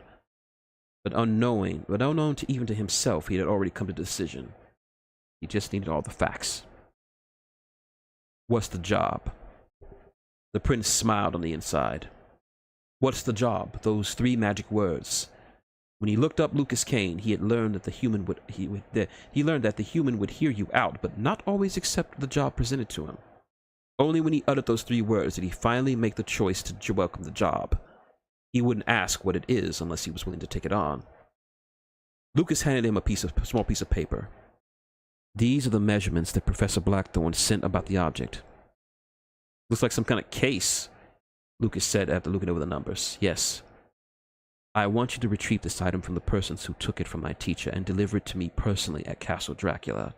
I will give you special clearance at the main gate and pass the wall guard. You are not to leave it with anyone or give it to anyone who claims to represent me. You will hand it to me directly. You're not to open or examine this item as well. You will bring it to me in the condition that you acquire it in. I want to see for myself why this thing was so important to go to such lengths to find it. Gotcha. A retrieval job will not run the normal rate. I will pay you and your associates 4 times the regular rate. I believe you have more than you earned it. Lucas perked up. 4 times the normal rate would certainly be a lot of money, enough to afford a few things he's had his eye on, but it wasn't about the money. Not entirely. Someone he knew and liked was murdered. He wished to find out who did it and have a few words with them, spoken by his fists. Also, if finding the object in question leads you to the person or persons responsible for the death of my teacher. Lucas raised an eyebrow. He knew what he was implying without having him saying it. You know I'm not supposed to do that. Officially, I mean. I'm aware. I'm merely suggesting that if the need comes up, that you must put a permanent end to them. Please, make it as painful as you possibly can. Fair enough. The prince tapped his watch-like device on his wrist. It signaled the captain to return from the shadows on bended knee. Your Highness, our business here is concluded, Captain. We are leaving. Yes, Your Highness. The loyal soldier stood up to prepare to shade himself along with his sovereign, but not before shooting another sour glance at the human. Lucas didn't seem to care about him at this point. Just before he took to the shadows, the prince turned his head to address him one last time. 2 weeks, Lucas Kane. You have 2 weeks. And hopefully the next time we meet, you will have more answers than I did this time. And with that, the Crown Prince and the captain dissolved into the shadows, leaving Lucas alone. He had hoped to be able to laze about in his home, watch the old TV shows he had needed to catch up on, or finish playing that one hard video game that seemed not to want him to be beaten by him. Fate decided that he would not have such an opportunity in the near future. Little did he realize that the meeting tonight would have a titanic impact on his life, and the destiny of the entire empire would soon rest on his shoulders. But now was not the time for that. He needed to sleep.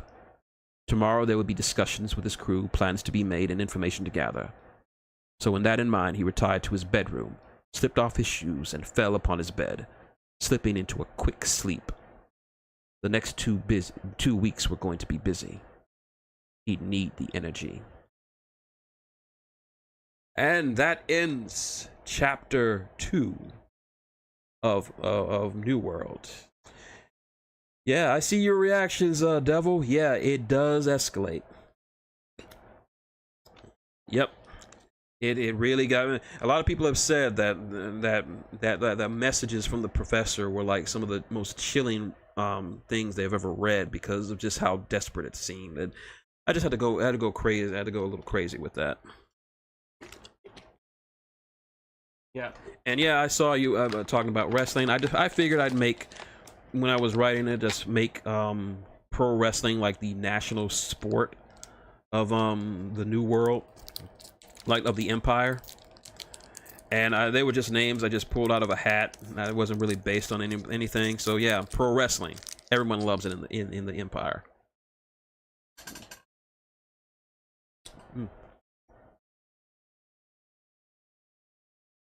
Yeah, it took me a while to get the tone right. I had to try to get desperation down right. All right, I'm just gonna do this really quick. This is just me. This is just so I can mark off where I need to put the timestamps for the for when I post it online.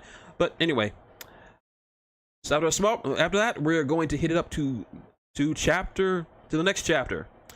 And it's time for you to learn a little bit about Lucas. Just a little bit. Just a little bit. And hopefully you'll find it very enlightening. So, okay. Chapter 3. Old Stomping Grounds.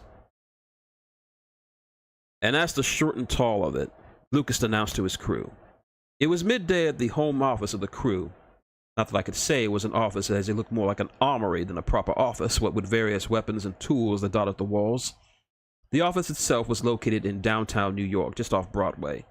It used to belong to a rather rough pimp who Lucas arrested many years ago. After he left the force, he planned on turning the space into a home for himself, but he found it served him better as a base for his job as a freelancer. While everyone does frequent the place, it was Jinx and Lucas who were the most common faces here. Lucas had a modest desk, covered with various papers from jobs he had taken over the last few months, as well as food coupons to be used at a moment's notice. Jinx's desk was far neater, with just a computer on it and a small fan to keep it cool and running as fast as possible.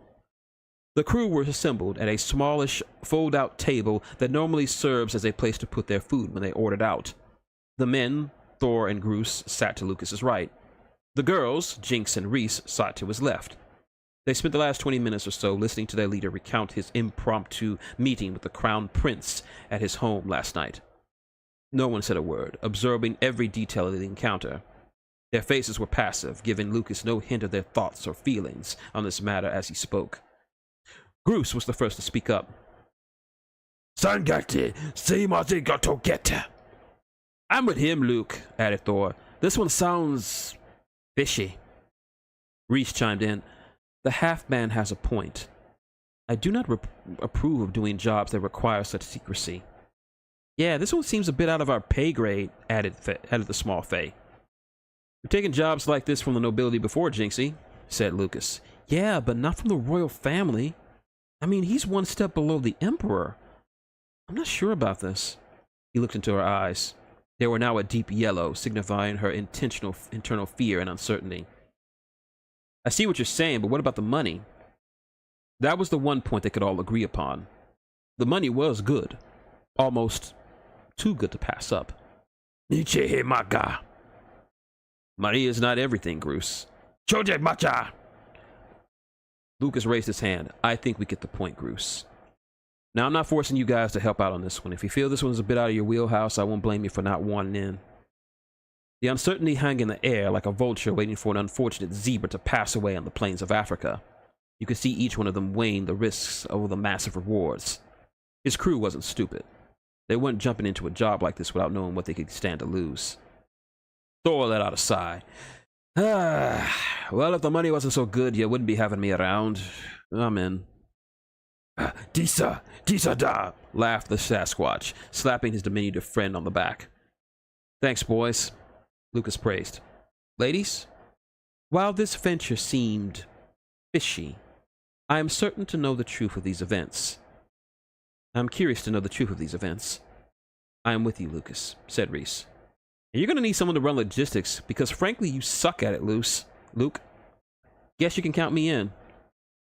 Your opinion of my logistical skills is noted, Jinx, Lucas snarked. So, where do we start?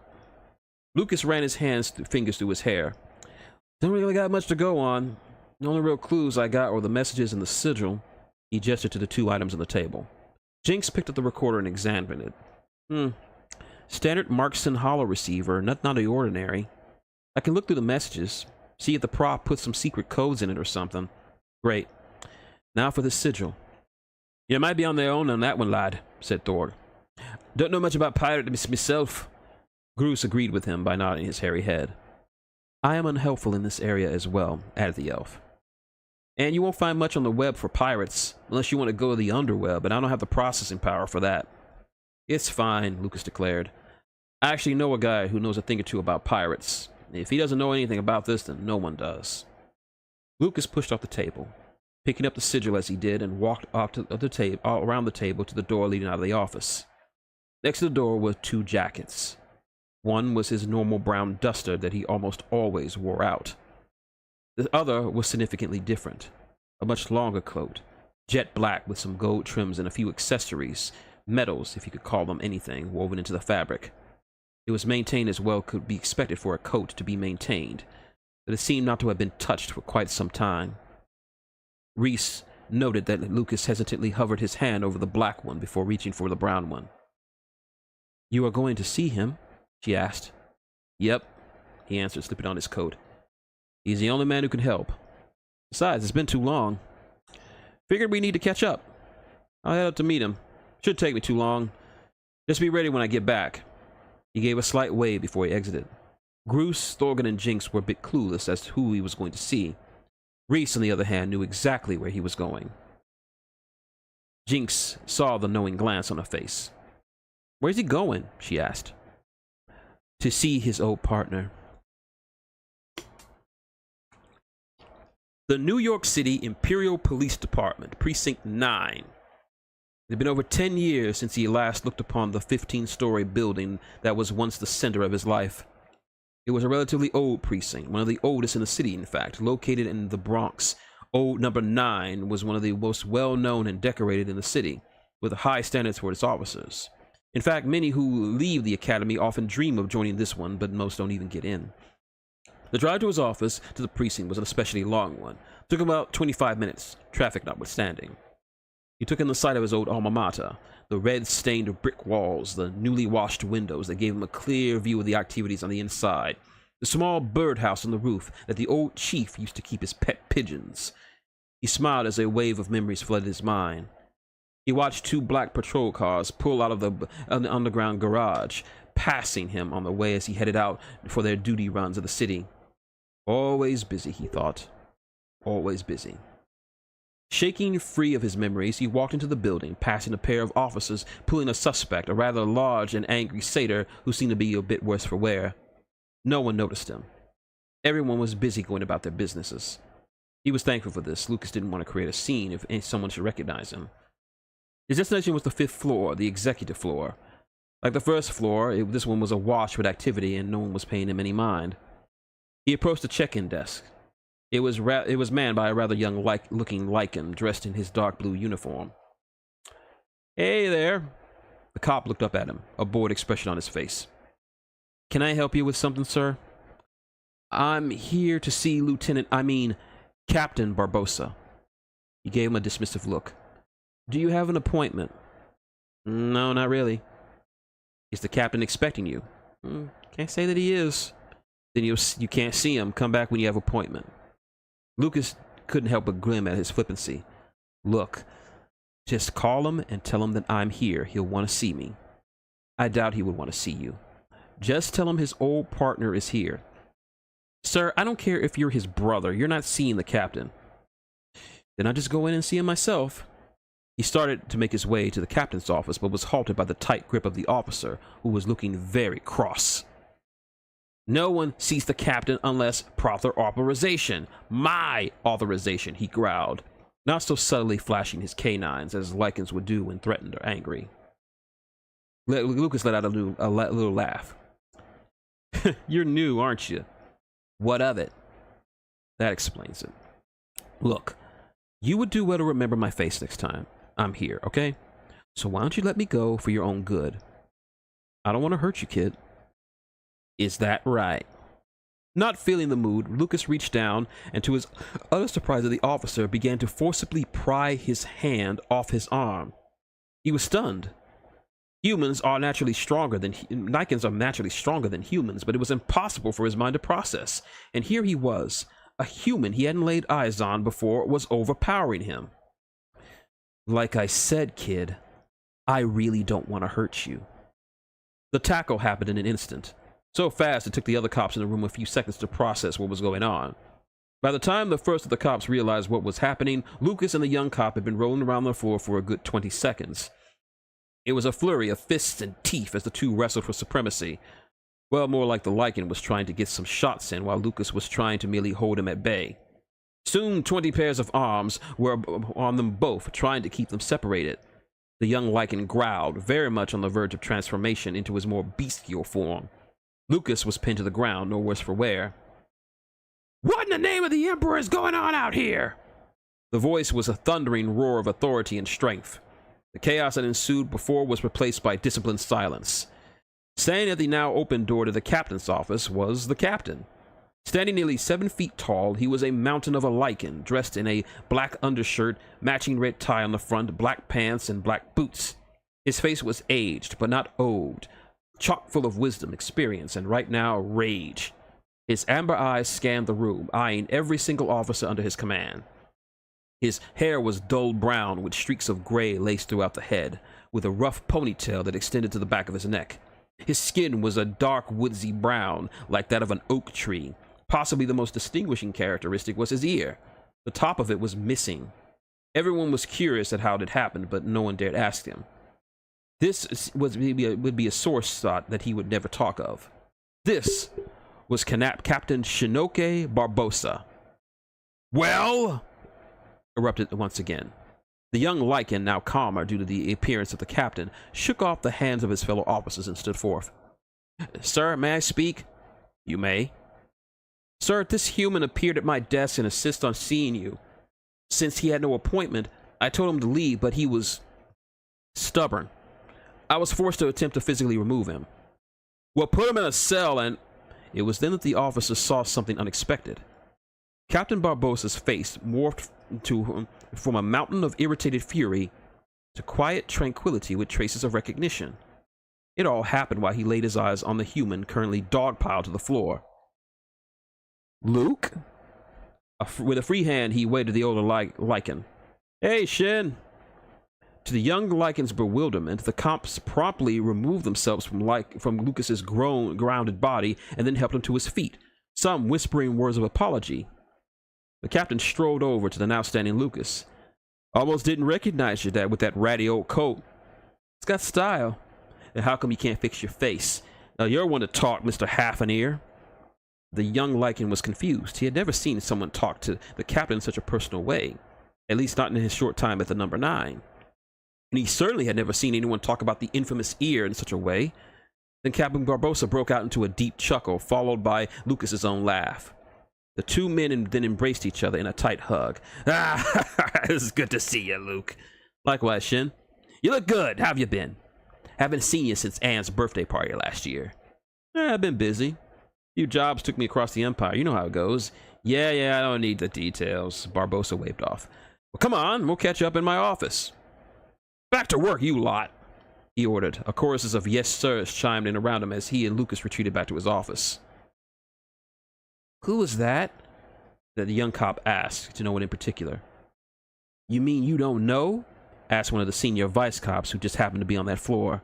Man, you really are a rookie. I don't get it. What do you... He trailed off but was interrupted by the elder Lycan. That was the captain's old partner from when he was a detective. But that would mean he was... Oh, Fang. Forgive me. The elder cop laughed a bit, slapping him on the back of his compatriot's back. Congratulations, rookie. You just had a wrestling match with the only human to have ever joined the IPD. The poor Lycan's face was a world of embarrassment. He had heard of Lucas Kane. Every Academy graduate knew of him. His record on the Alaskan exam was the stuff of legends, a record that still stands to this day. His police record was no less impressive, a standard by which all cops strive to meet. And he just tried to manhandle him. Do you think the captain will forgive me? He asked. I don't know, rookie, the vice cop answered. I mean, I'd be pretty pissed too if some guy tried to beat up my little brother too. His brother?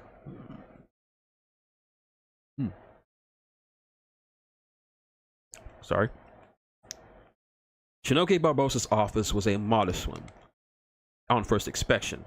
The walls were covered with various citations and awards he had gathered in his near 20-year career in the law enforcement. On the right side stood a large wooden cabinet filled with at least 30 bottles of various types of booze and liquors. To the left side of the room, next to the desk, was a hefty filing cabinet, a holdover from the previous captain's tenure. The rook didn't hurt you, did he? Asked Shinoke. Nah, Lucas answered. Not for a lack of trying. You gotta forgive him. He glided over to the liquor cabinet and retrieved a bottle. Kid's a transfer from the number 2. Originally in evidence lockup. Didn't see a lot of street action. Why'd he transfer? Wanted more experience. Well, he's gonna get it. Got that right. Shinoke poured himself a glass and sniffed it. Belt? He offered. You know I don't drink. You were always a weird one. He took a small sip as he walked around to sit at his desk. Lucas took the seat opposite of him. You, been to New Los Angeles in the last few days, Luke? Why do you ask? Oh, it's nothing. Just heard talk about a hotel blowing up in old Los Angeles. Wanted to know if you knew anything about that. Lucas tried to hide his grin. He failed miserably. I was in the area. Can't say what I was doing. I know, confidentiality guaranteed. Creed of the freelancer. Part of the job, bro. Guess it'd be better that way. If I don't know anything, I can't arrest you for nothing. Just don't tell the old man. I'm not saying anything. Ditto. He took another sip of his glass before setting it down. Now, you didn't come here to bust your big brother's chops, now did you? What's up? True, he spoke. I need a bit of help. Help? Shinoke asked. If it's guns or something you need, I can't help you with that. No, I don't need anything like that. It's more like info. About what? About this. Lucas reached into his jacket pocket and slid the sigil out onto the table. Shinoke's eyes eyed it appraisingly. Oh, this is interesting, little brother. I know. I don't recognize it, and since there's no one else in the city who knows more about pirates than you do, figured out you know something about it.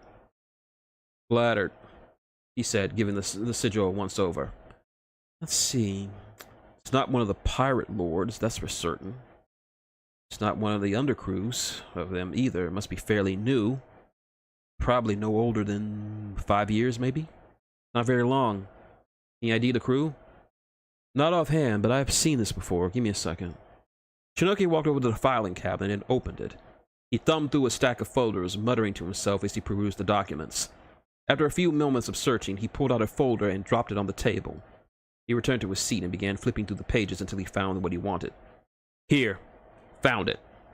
The page he stopped on contained the same sigil as the piece of cloth, with various pictures attached to it. Knew it looked familiar. This sigil belongs to the Black Feather Pirates. Pretty new crew on the seas. Only been around for about 3 years or so. He pointed to a blurry photo of a blonde-haired man walking across a crowded street. He's their captain. Name's Phineas Crow. Pure human. Protectorate? No, S3. Specifically New Hope. Used to be a Navy man down there until he decided being a pirate was much more in the long run. Created his crew and made a pretty big name for himself. Big enough that old one-eyed Willie took him in as one of his undercrews the same year he started.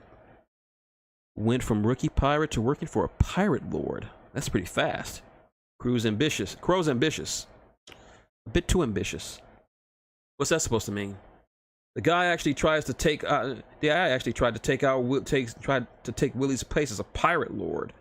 For real? The balls on this guy must be huge. For all the good it did him. His coup failed and he and his crew were kicked out of the alliance. Willie would have left it at that if he hadn't sacked one of his other undercrews, took all the loot, burnt the ships, and killed the crew. Now Crow has a rather large bounty on his head. So big, in fact, that he can't go anywhere near Alliance territory without the other crews attacking him and claim it. Must be hard to find work. Not really. According to reports, the Blackfeathers hit anything that's not nailed down. Ours, POV, S3, RUS, hell, they even hit a few con ships, but not enough to get the Dragon King's attention. Smart. So do you know where he's holed up? Let me bring up the map. Shinoke reached into his desk to pull out a small silver disc on the table. After pressing a few buttons on the top of it, he created a flat hollow map of the New World, with various colored portions to signify the different nations. Okay, there can't be many places that they can go that would be outside of Alliance control, but if I had to guess, I would say he's here. He suggested, pointing to a spot on the hollow map. Freeland? Said Lucas. For those of you who are wondering, Freeland is what the country of Iceland is called these days. I won't bore you with the details, but it's a rather interesting story in and of itself. I may share it with you one day. If I remember to, that is. Yeah, specifically Rum's Row. It's a P-town. One of the only 5 P-towns in the buffer zone that the Alliance doesn't have an influence on, and it's the one closest to the Empire. If you got that signal, where I think you got it from, he'd be here. The Lycan pressed a rough hand over the disc, shutting off the map. Lucas sat there for a minute, planning his next move. Looks like me and my crew are taking a trip across the sea. I hope you aren't taking the Howard, his brother told him. That thing won't fly through the storm belts. Not to mention what the Protector would said if a plane from the Empire crossed into the BZ. The Howard wasn't even an option. He's in need for an overhaul.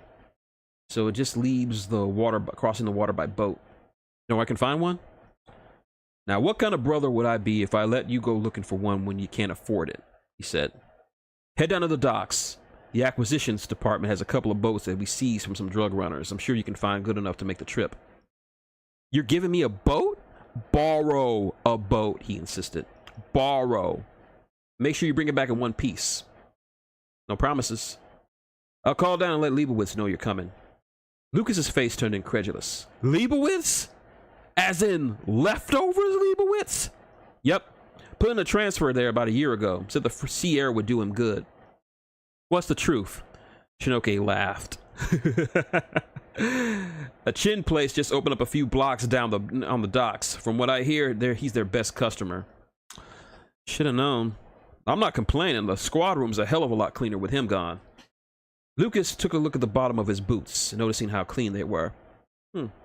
Almost didn't notice that I don't have the 4 basic food groups at the bottom of my shoe. Small miracles, I suppose. Indeed. I hope I was some help to you. Lucas pushed to his feet. More than enough, Shin. Thanks. Give me thanks by coming back safe.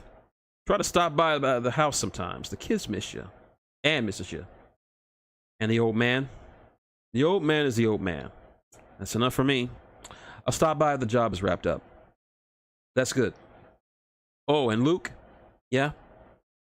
Door's always open for you. He flashed his brother a toothy smile and left the room with a friendly wave. He knew what he meant by that last statement. It was more of an offer for him to return to the force if he so wished.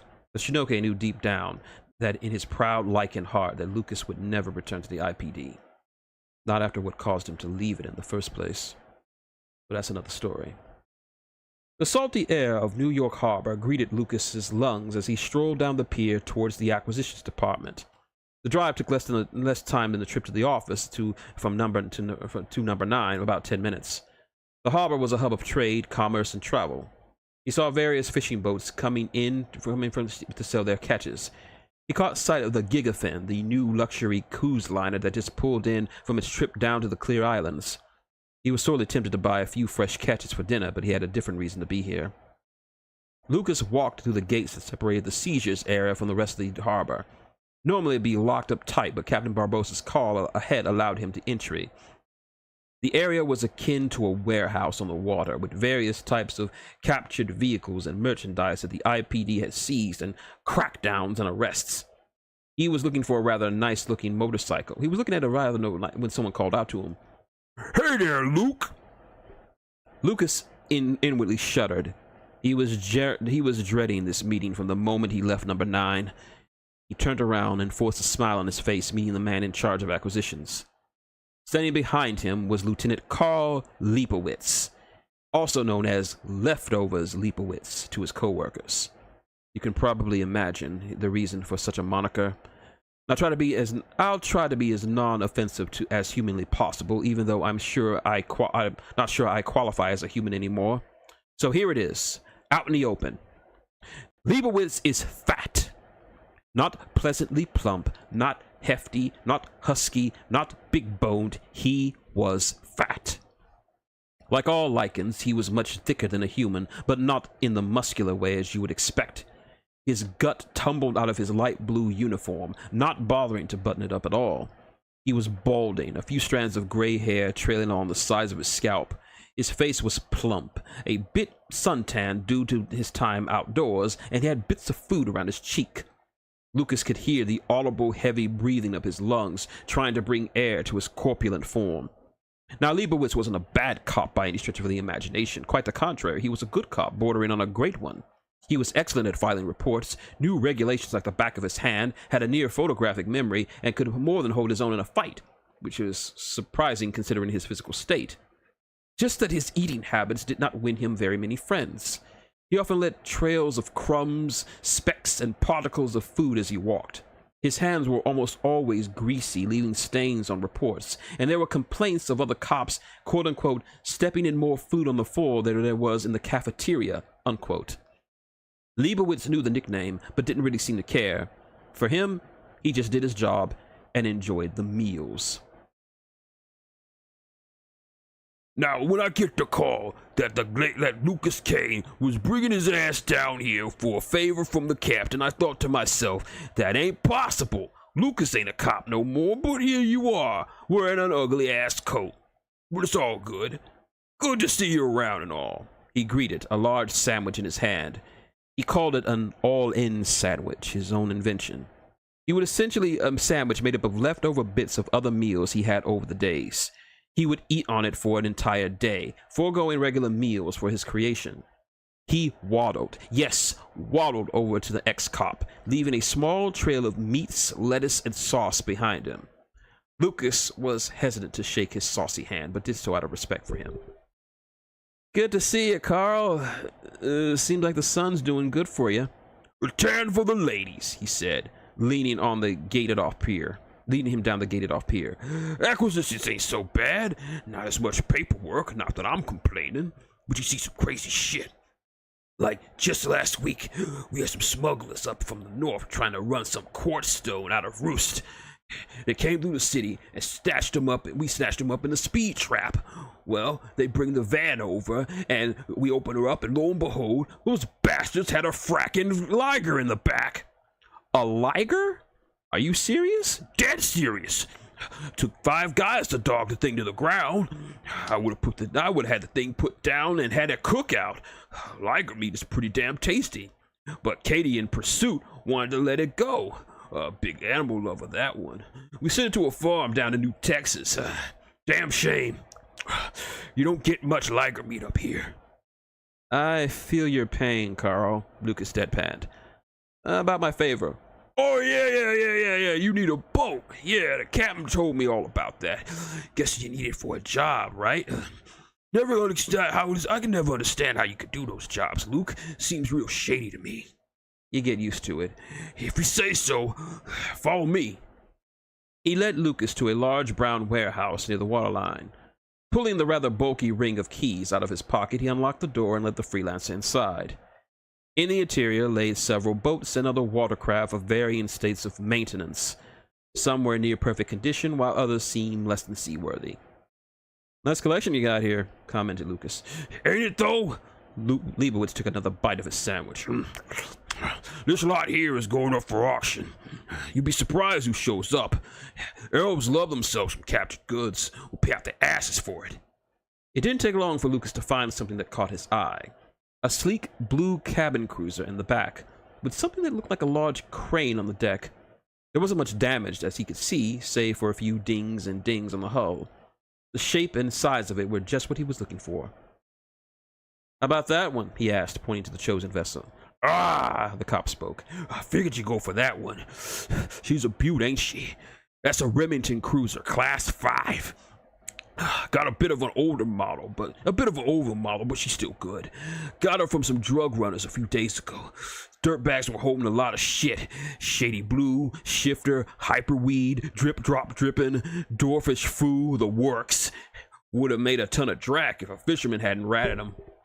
You still seaworthy? Oh yeah, it's good. There was a gunfight when the sea rats boarded her. Engine was a bit shot up, but if you can fix her up, she can take you wherever you need to go. That a fact? Good, I'll take her. Nice. Yeah, you'll have to fill out some paperwork. After that, she's all yours until you get back. And try to bring her back in one piece, will you? You too? Smirked Lucas. I heard what happened on the West Coast, he replied. I don't want to see a repeat of that. Lucas gave a hearty laugh. All right, I'll try. Just make sure the papers ain't greasy. No promises. Hey, Luke. That Jake's chick still working for you? Yeah? Put in a good word for me. The human sighed to himself, pinching the bridge of his nose. She's not interested, leftovers. Hey, you never know. He took another bite of his sandwich before strolling off to fetch the necessary paperwork. Lucas retrieved his cell phone to call his crew to inform him of his newest procurement.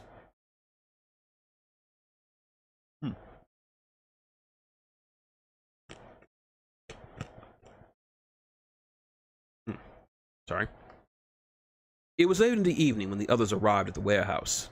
Lucas, Reese, and Groose stood outside the ship while Jinx and Thorgan did a quick run-through to see the extent of the damage and how much work will be needed. Fine vessel, commented Reese. It should be able to cut through the storm belts. My thoughts exactly. Still gonna be a rough ride. A small groan caught his attention by his side. Groose was holding his stomach, looking very uneasily at the ship. What's wrong, bud? Dinma, Sititima. What, you? Che, no netta. We'll bring some sick bags.